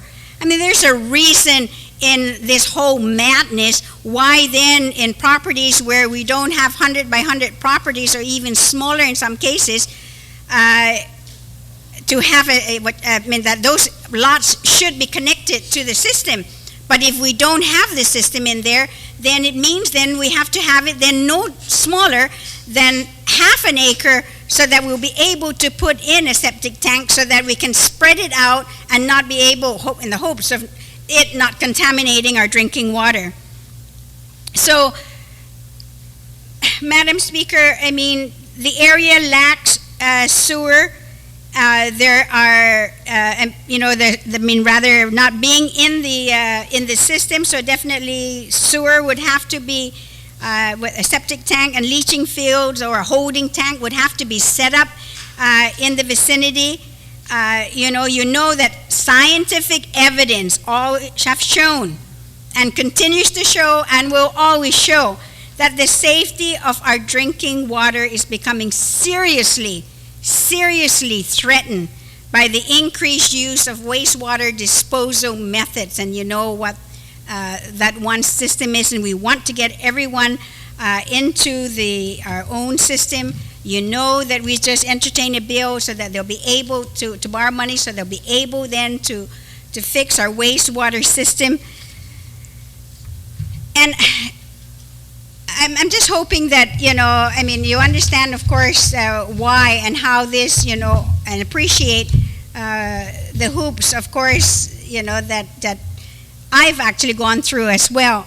But just to let everybody know is that a mechanism exists. A system exists for anyone to be able to change zones of their properties. And therefore, by assigning it a zone, Madam Speaker, granted it's not M2, granted, it's a C, but it's a zone. It's a zone, not agriculture, mind you, where the hoops would be much greater, I would think. But immediately, as soon as the governor signs off in this, an application goes in to request then for it. You get all the experts now to come in and truly look at it, whether they're going to do a limited or conditional use for that zoning. Is that then truly then it will be the experts, not the senators, making that critical decision for the people of Guam, for all those who are going to be able then to sustain their lives, with clean drinking water. So, in essence, then, Madam Speaker, is that I am against the amendment. I'm terribly sorry, my colleague, but I am. Okay. Sizos Masi, Speaker Wampat. Are there anyone else wishing to speak on the Taitagui amendment? If not, I'm going to ask Senator Taitagui to close on her amendment. Thank you, Madam Speaker. I want to thank my colleagues who also shared their views and concerns in this bill, this amendment that I proffered. And I do agree with the good speaker. I hold her at the highest esteem and understand her reasoning for this. But if it's any comfort, the process in which it came to us, this body, It came to us with all the things that basically would be needed through the, what's required for the TLUC. Most of it. Most, very important. Okay, I heard a no, so if there is something I'm missing, I don't know about it. But Madam Speaker, based on what was presented to us, but most especially during public hearing, once again, this was brought through a public hearing, a process that we put through, and the reasoning for it going to M2 was justified in testimonies and brought forth to this legislature.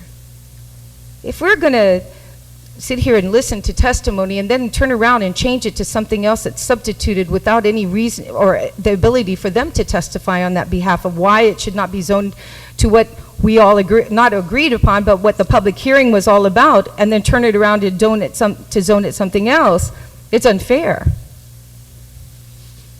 I understand the importance of the environment very much so as an advocate. But this bill does nothing to exempt the landowners from following the rules, the regulations that are required by EPA. Nothing exempts them from following that. So they have to adhere to that, Madam Speaker. So that being said, I do appreciate the concerns, especially from my good colleague from Barragata and his views on that. And I too believe that if we're going to be consistent, then let's start from the first introduction of a bill to rezone property. If we want to go that route and go zone a property without going to the TLUC, then let's introduce it as C. Then allow it to go to the TLC to do its own zoning if that person first wants to do that, to change it from anything from C. I ask my colleagues, please support this amendment. Thank you, Madam Speaker, for this opportunity. Buen provecho, Senator Titagui. There has been an objection to the Titagui amendment, so all those who are in support of the Titagui amendment, please signify by raising your hand.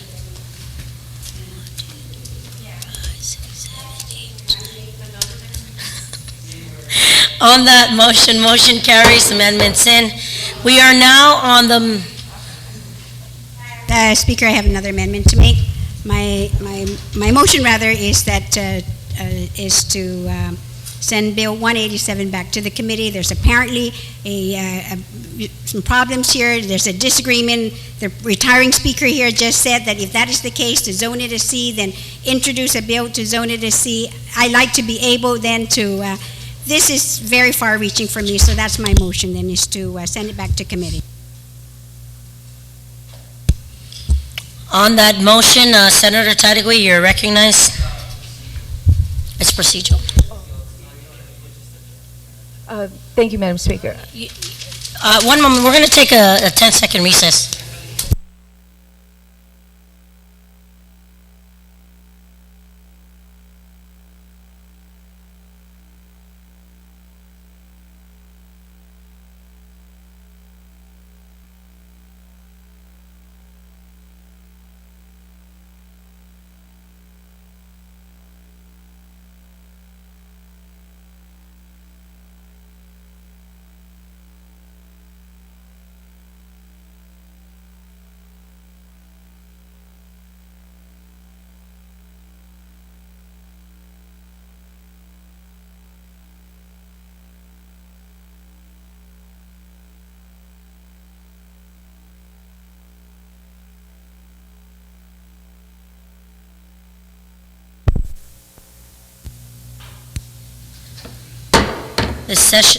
This legislature is called back into session.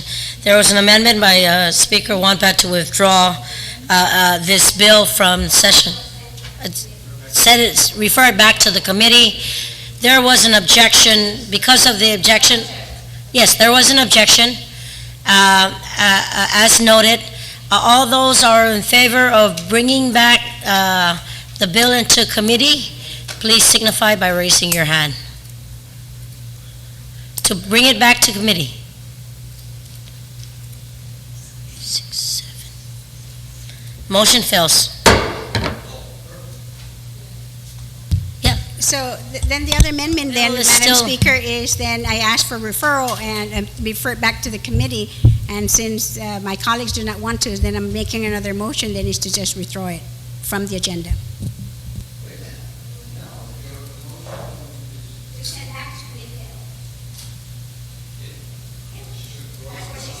Yeah, there was only 7 of us.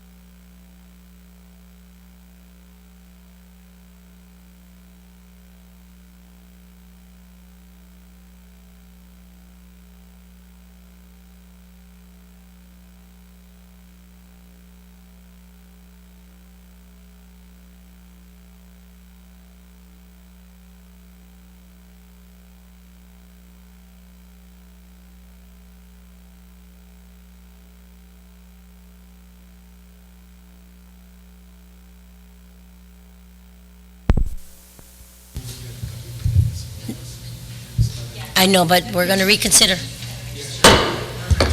Half a day, this legislature is back in session. I'm going to go ahead and recognize Speaker Wampat again on her motion.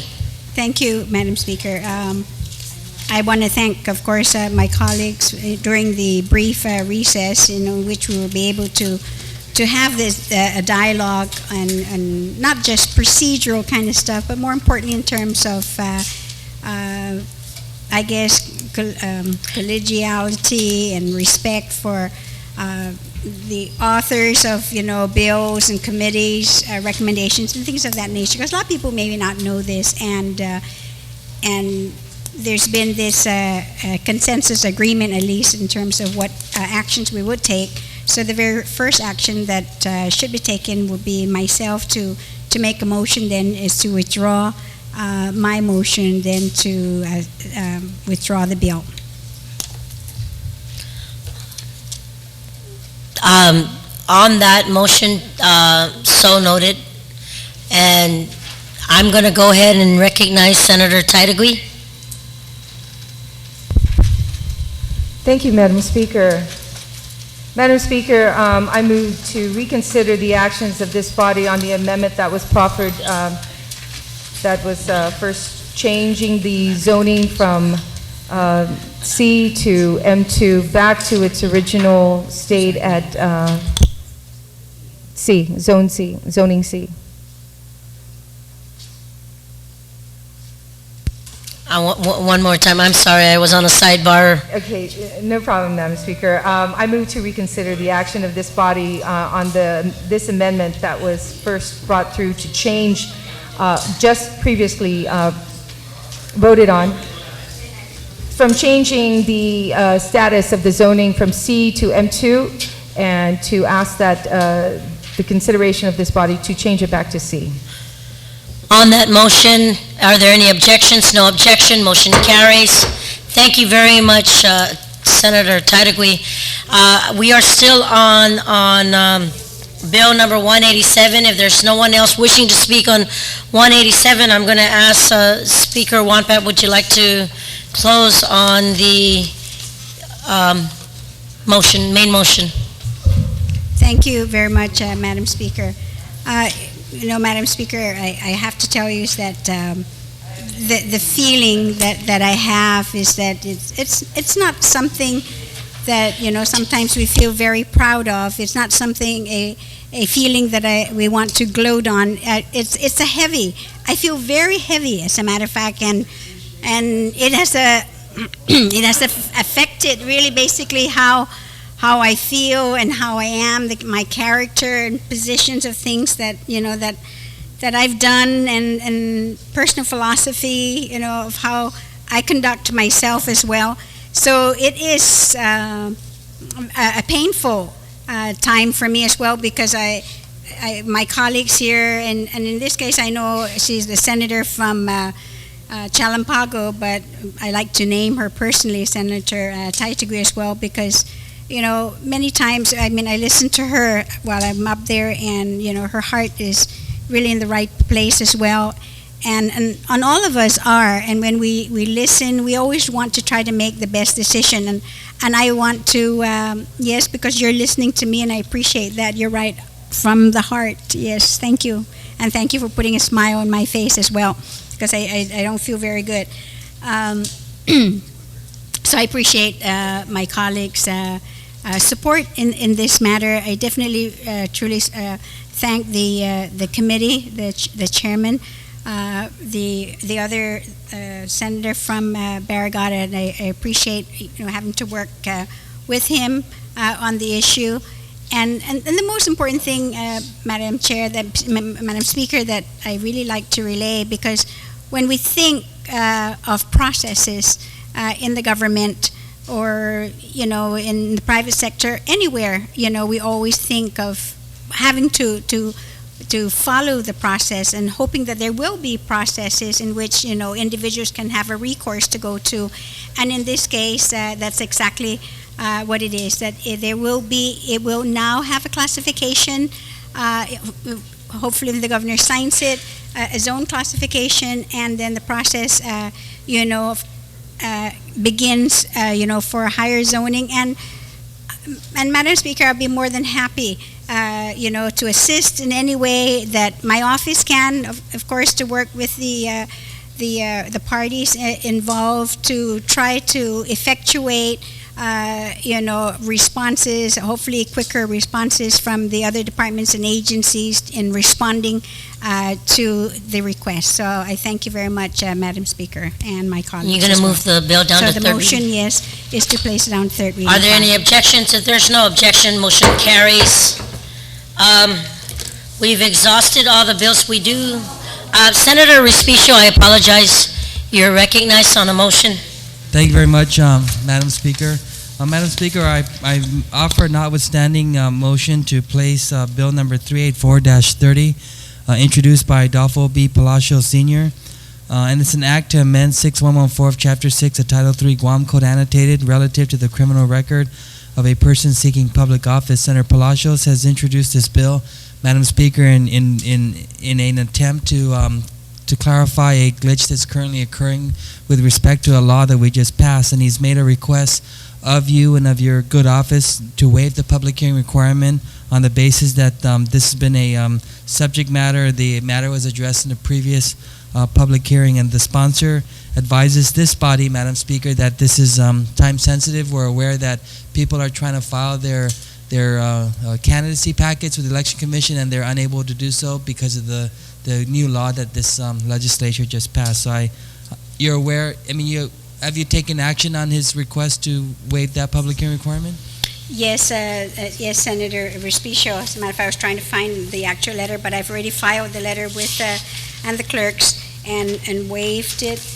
Okay, here it is specifically that it is rather to declare it as an emergency for the purpose of waiving the public hearing.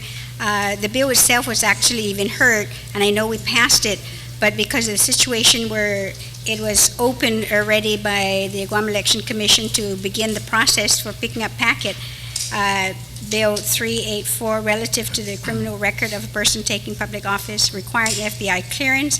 This bill then would provide for the appropriate language that would be acceptable, for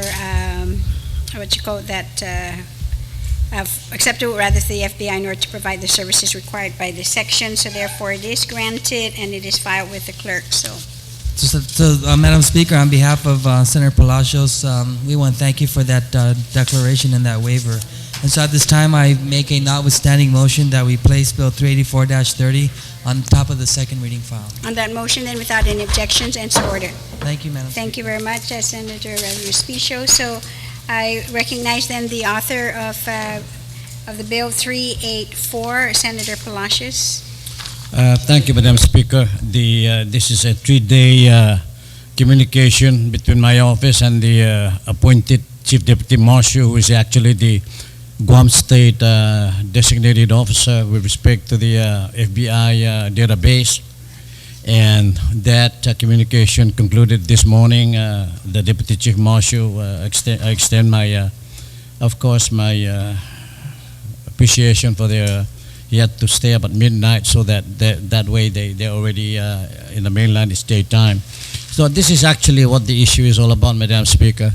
The current law, Public Law 30-190, which we pass, requires that candidates for public office, only candidates for public office, are required from now on to submit, in addition to the traditional police clearance, also an FBI clearance. Now, we thought at that time that that's sufficient, because why? Currently, the Guam Police Department provides an FBI background check for firearms ID card. Then we found out with the FBI, and that is at my request. Of course, they reviewed the current law, and they said that we cannot, in order for the FBI office to be able to process and begin looking into the data file to make their FBI report, that they need a sample fingerprint, which is actually they call the fingerprint data. And either they send the card, but of course nowadays we use what is called the scanning and transmit electronically. And of course, the result can be had within an hour, maximum 4 hours, definitely not the 13 weeks that the fingerprinting result is known to have come back. So we faxed to them to the office of the marshal the language, the amendment, and they came back with their version that we have to include somewhere there specifically the submission of a fingerprint data. Essentially, in the most simple form, that candidates will be subject to fingerprinting, because that is the only way. And they explained that it is prerequisite, it is the first step in the process of preparing, of course, the FBI clearance. They don't, of course, do names or social security number, but that if the candidate submits a fingerprint sets, that then those sets will be compared with what they have. And if there's a match, of course, there's a report. If there's no match, they'll report that it's not matching. So what we have before you, before us, Madam Speaker, is actually a bill that was reviewed by the legal counsel in the FBI in the mainland, who's actually handling this right now actively. And this is the language that they recommended, which is actually beginning on page 9, or rather page 1, line 9.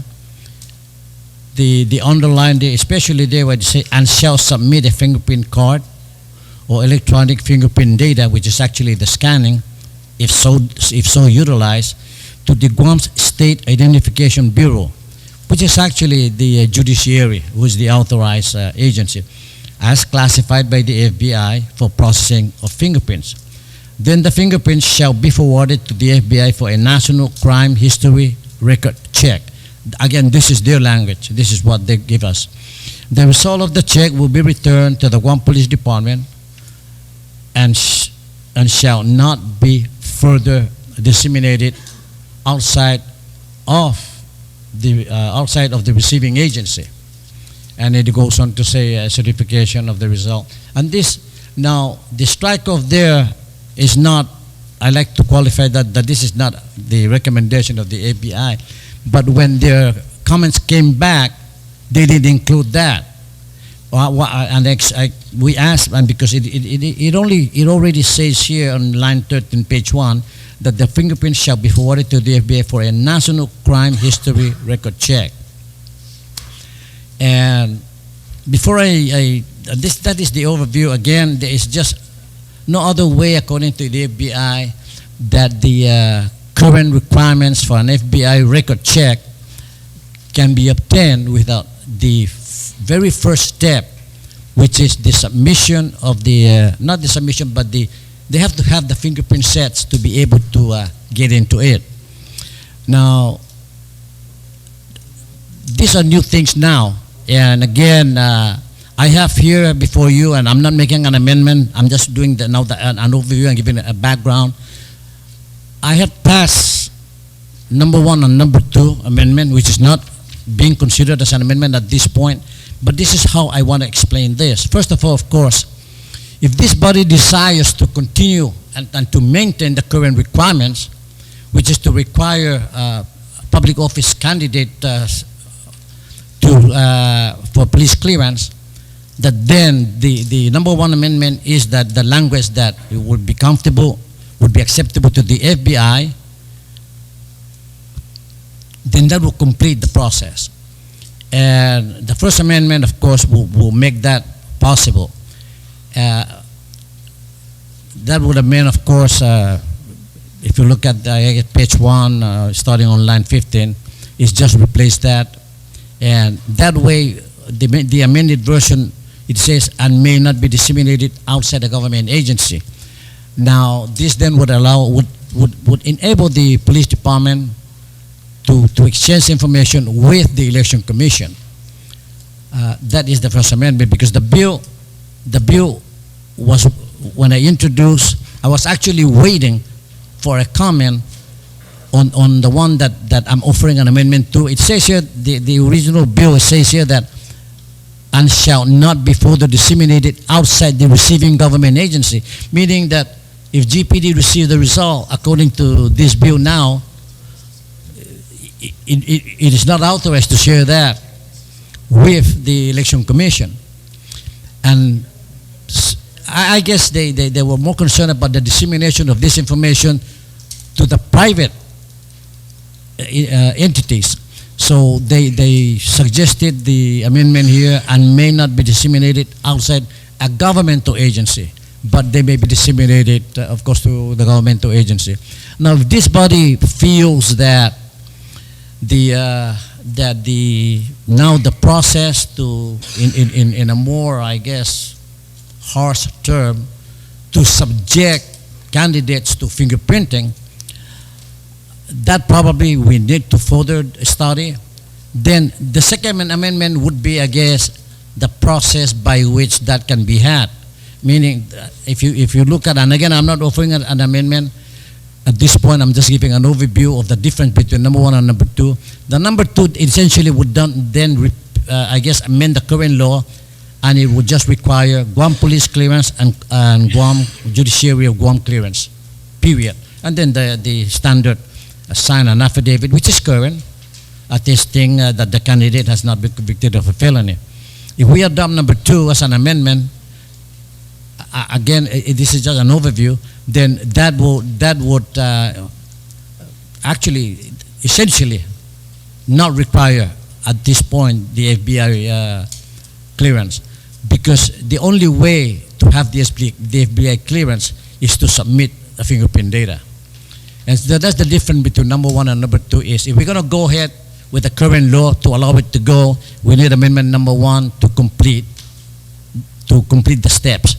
And the amendment number one begins the steps, which is the submission of the data. Now, we want to delay the implementation of that, then we cannot just change the enactment date, because the previous law already has been amended by the current law, Public Law 30-190. And if we were to suspend that, then not even a police clearance, not even an affidavit would be required. And so we have to put it back, and number two would put it back, but when it's put back, it would not have the FBI clearance requirement. That can be worked on. I am sure that there are other ways other than submitting the fingerprint sets, but now we realize that is a substantial item that probably we need to research more. And because this is time sensitive, this is already law, one of two things, of course, have to be done today, and hopefully the government can consider this. And I am neutral on both sides. I just don't want the candidate not be able to obtain, or rather not be able to file the candidacy because they don't have a police clearance, which cannot be issued at this time because there's no fingerprint sets requirement. And even if GPD were to send a fingerprint, the FBI is saying there's no local statute that requires that. The only local statute that requires the examination of fingerprint is the statute for firearms permit. And for that, of course, they do it every day. So the mechanism is set.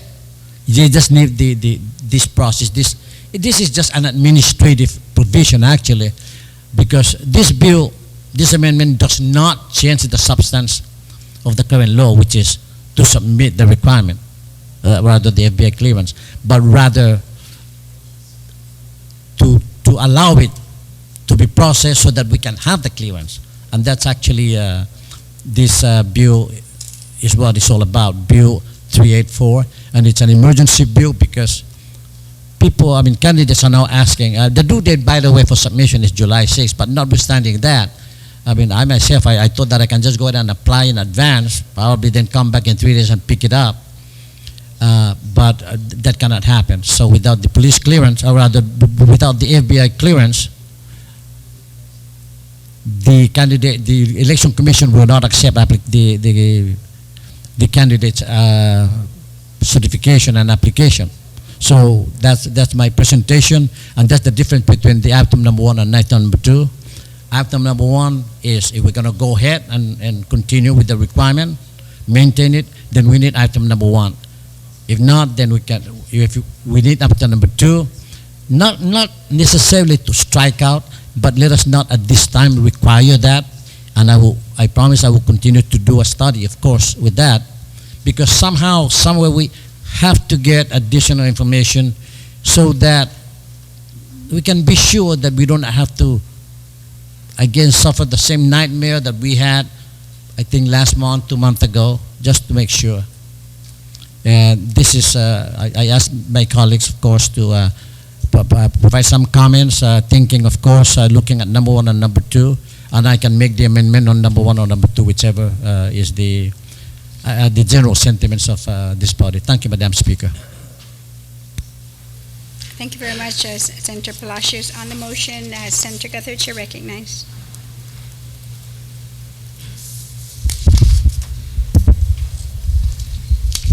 Thank you, Madam Speaker.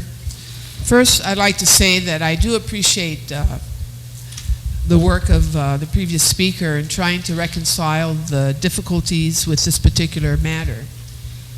And if we think about it, this whole thing was caused because of our experience a few months ago with regarding one of our former members. And the thinking was, of course, we didn't want to have to deal with that again. And we want to nip it in the bud by taking care of it before it becomes an issue. And so the idea was to go a step beyond what we normally do for eligibility for office and require not just a police clearance or a judicial clearance, but a federal clearance through the Federal Bureau of Investigation. But you know, we're a local government, and that's a federal government, and they have their own procedures and processes. And it is true, they do require fingerprints for vetting nominees for federal office, federal boards and commissions. I know because I was on a federal commission, and to be eligible, I had to be fingerprinted. They did a background check.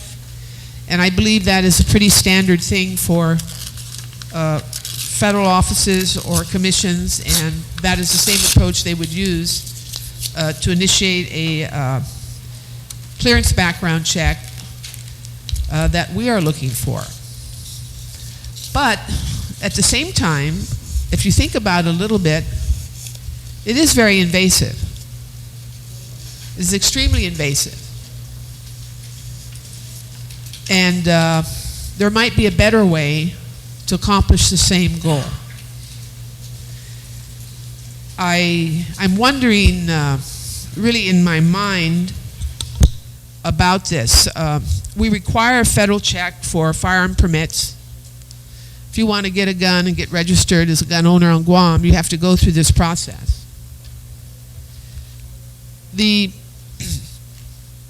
I think the problem we're facing is, one of it is logistics, and the other is the dimension of balancing our goal with the approach, the best approach. And one of the things that I would like to see, and maybe we can consider this later as we do some more research, is that a person that puts themselves up for public office knowingly falsifying a document should be automatically removed, immediately removed, upon substantiation of the information. Shouldn't have to require a long process of meetings and evaluations, but if the proof is there, we should be able to speed up the process quickly. But going back to the presentation, so we have two versions of an amendments here. One would require the fingerprint identification requirements for this federal background check. And then the other would basically go back to the original law for this particular election. As I said, I like the scrutiny, But at the same time, I do have some concerns about the intensity of a fingerprint requirement. It almost assumes that, gosh, someone, think about this. No one can run for office in Guam unless you go through a fingerprint check. It's almost like assuming that someone may be bad when they're not bad from the very start. So I'm having difficulty figuring this one out myself, and I'm sure Senator Palacios might also have a few thoughts about this. It makes it a little difficult. But we need to act, and I think we need to act quickly in order to support the valid requests of individuals who already wish to file their candidacy. Thank you very much, Madam Speaker. Thank you, Senator Guthrie. On the motion, are there any speakers? Senator Pangilinan. Thank you very much, Madam Speaker. Madam Speaker, I certainly share the sentiments of the retiring speaker, and I won't go into all this other repetitive reasons. I just think that for me, we all kind of know who we are, kind of know where we came from, and this idea of requiring fingerprints, I think it just kind of starts you on the wrong foot, that this is our system, our requirement as an institution, as a government, and I object to that, and I would certainly hope that there'll be some consideration, for amendment number 2. Thank you. And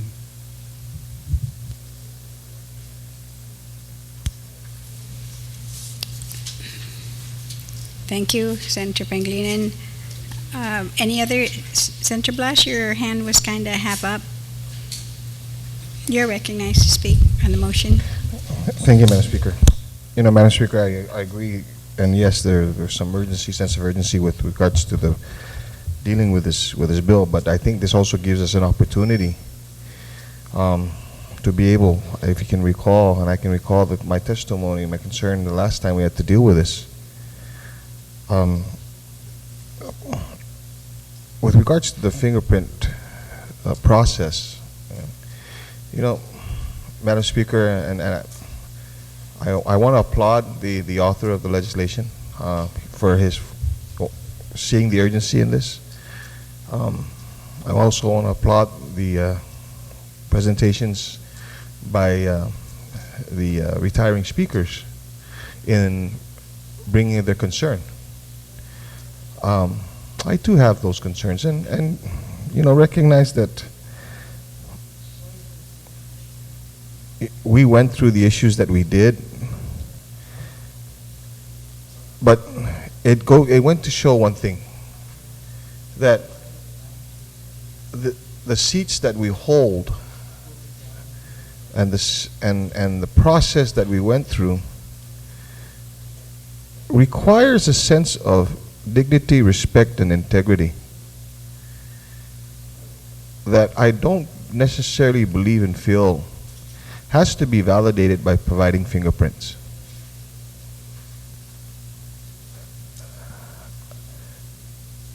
It's known in this body, and just here in these halls, your word is your word, and our word is our word with our people. And the price of freedom isn't free, so let's not put a price on this. I recognize that we're going to have to make some changes so that we can allow the process to occur for this coming election. But this gives an opportunity now to be able to fix that portion of the law that we passed as a result of reacting to some concerns that we had earlier. But I think the dust has settled. The blood pressures have lowered. Where we can we can think now with clearer minds and go to the integrity and the respect and the dignity that our people expect from us.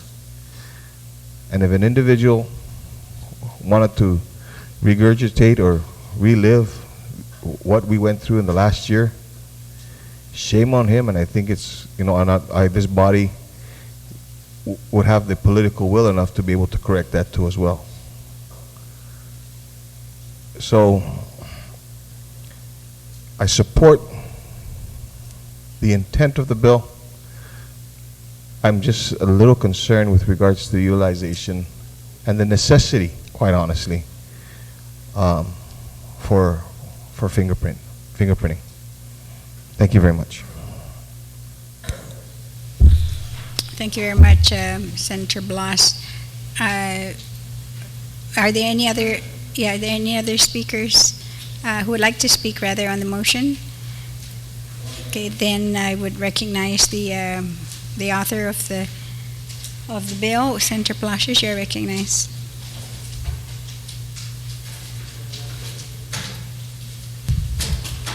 Thank you, Madam Speaker. Madam Speaker, I would like to offer an amendment to the bill at this time, and it has been passed out. What is noted as number 2 before you, and again, and I will read what is the amendment.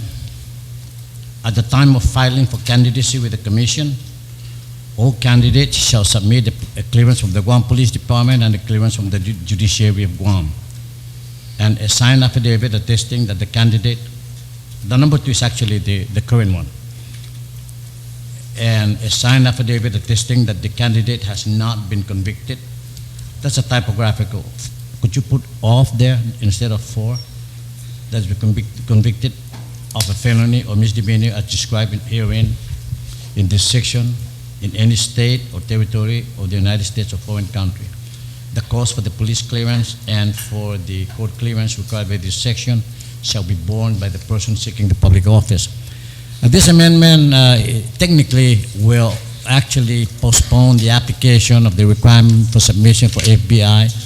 Madam Speaker, not that it is not important, it is important, but right now it is not achievable because of the required process that it would take to get to the record, which is through the fingerprint. And I am sure that there might be other avenues which I will continue to look for in collaboration, of course, with the judiciary, Marshal, because they are the state designated authority with respect to access into the criminal file. They have direct contact, of course, with the FBI Data Crime Center to see what other ways, Social Security or name or other things. And the reason is that, of course, the filing of fingerprint data, if it's no record, they have the data. We're inputted into that. And some people may be concerned, and then again, it's just the idea that we will be, or rather candidates will be subjected to fingerprinting. If there are other avenues where we can have that, I am sure they would be. Then on that basis, I am offering amendment which is noted as number 2, which is actually the first amendment, that will make that occur. This way, if this bill with this amendment is signed Monday, then the requirements for an FBI clearance would not take an effect. We will consider that later on. So that I propose that, because I realize there is a need for further exploration into this issue with respect to the submitting the fingerprint data file on those things. And I hope my colleague will support this. And again, the most urgent matter here is we don't want any more delay in any potential candidate from obtaining and filing his or her candidacy with the Election Commission. Thank you, Madam Speaker. Thank you very much, So Senator I offer Palacios. this So on amendment. the Palacios amendment, you should have a copy of it that says number 2 in the top right-hand corner. I recognize Senator Blas. Thank you, Madam Chair. And Madam Speaker, I want to thank the mover of the amendment and the author of the bill, and again, the out of politics. But along those lines, Madam Speaker, in line of keeping consistent with current statute, the proposal here basically states that if you go down through the paragraph number 2, a signed affidavit attesting that the candidate has not been convicted for a felony or misdemeanor as described herein in this section. And yield a question to the author of the amendment, and if you can yield to this. Is this the same as it is written, stated in the book, or does it say crime of moral turpitude? Senator, do you yield? Yes, Madam Speaker. Madam Speaker, it is. If you look at the bill itself on page 2, line 6, it is actually a current provision of the current law. And of course, we signed the affidavit, which is actually a carryover from the old law. When we amended the old law, it was only the insertion of an FBI check, but all the others. So that language is actually a law now, unless it's going to be stricken or what. But at this point, I'm not suggesting that. That's not, because it's current law, and to me, I don't want to disturb that. Senator, please state your point of information, Senator Guthertz. Information of the body. One of the hang-ups we had in our committee, our Ethics and Standards Committee, was defining crime of moral turpitude. And in fact, we were able to do that. That was one of the outcomes, the positive outcomes of our work. And I think I see where Senator Blas is coming from. I think, Madam Speaker, we should consider adding that language in this amendment. So misdemeanor, felony, or misdemeanor, or crime of moral turpitude. So, are you, okay.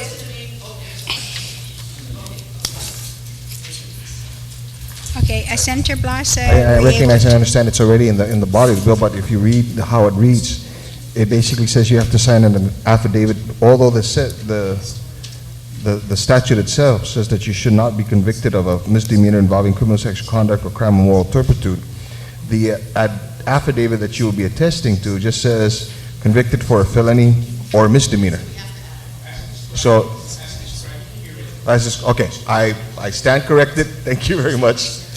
Okay, so, and I just wanted to make sure that we're consistent there, ma'am, and we're not making it any more difficult than we need to.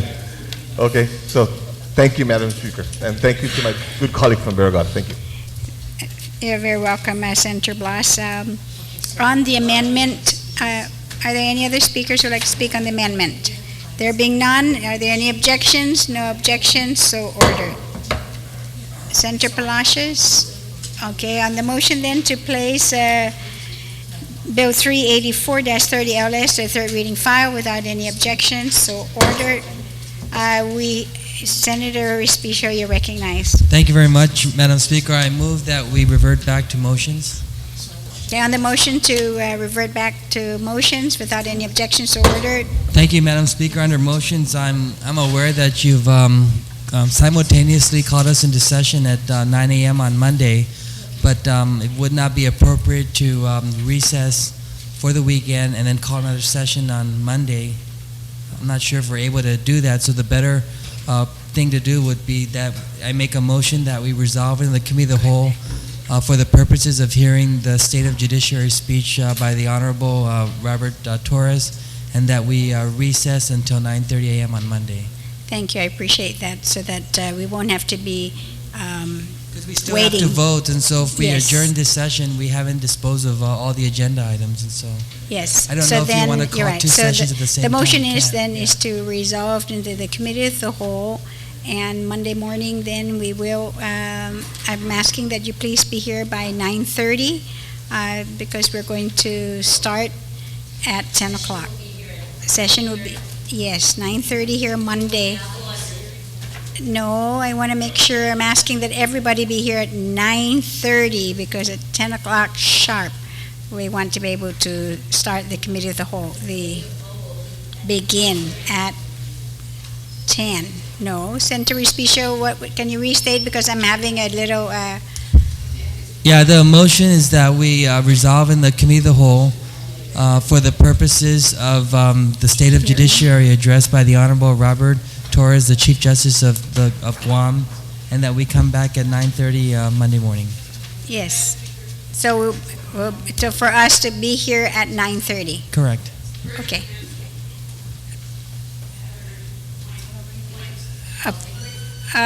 Can we just finish this motion first? Will it affect the motions that? Okay, Senator Guthertz. Madam Speaker, I'd like to request to go back to the previous bill. We need to insert our definition of a crime of moral turpitude in this amendment. Oh, we have to finish this motion then first. If then another motion Senator Speaker can make, then. And just so our members are aware, the plan is to vote on Monday at 4 o'clock. So Yes. that's Okay, so on the motion then to resolve into committee of the whole,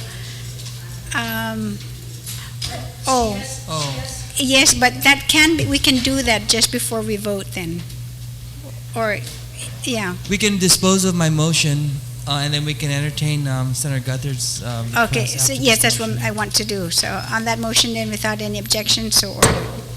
And then so I move then, based on legal counsel's concern and Senator Guthert's request that we pull, notwithstanding the House rules, we have to pull back Bill 384 from the voting file to the top of the second reading file. Okay.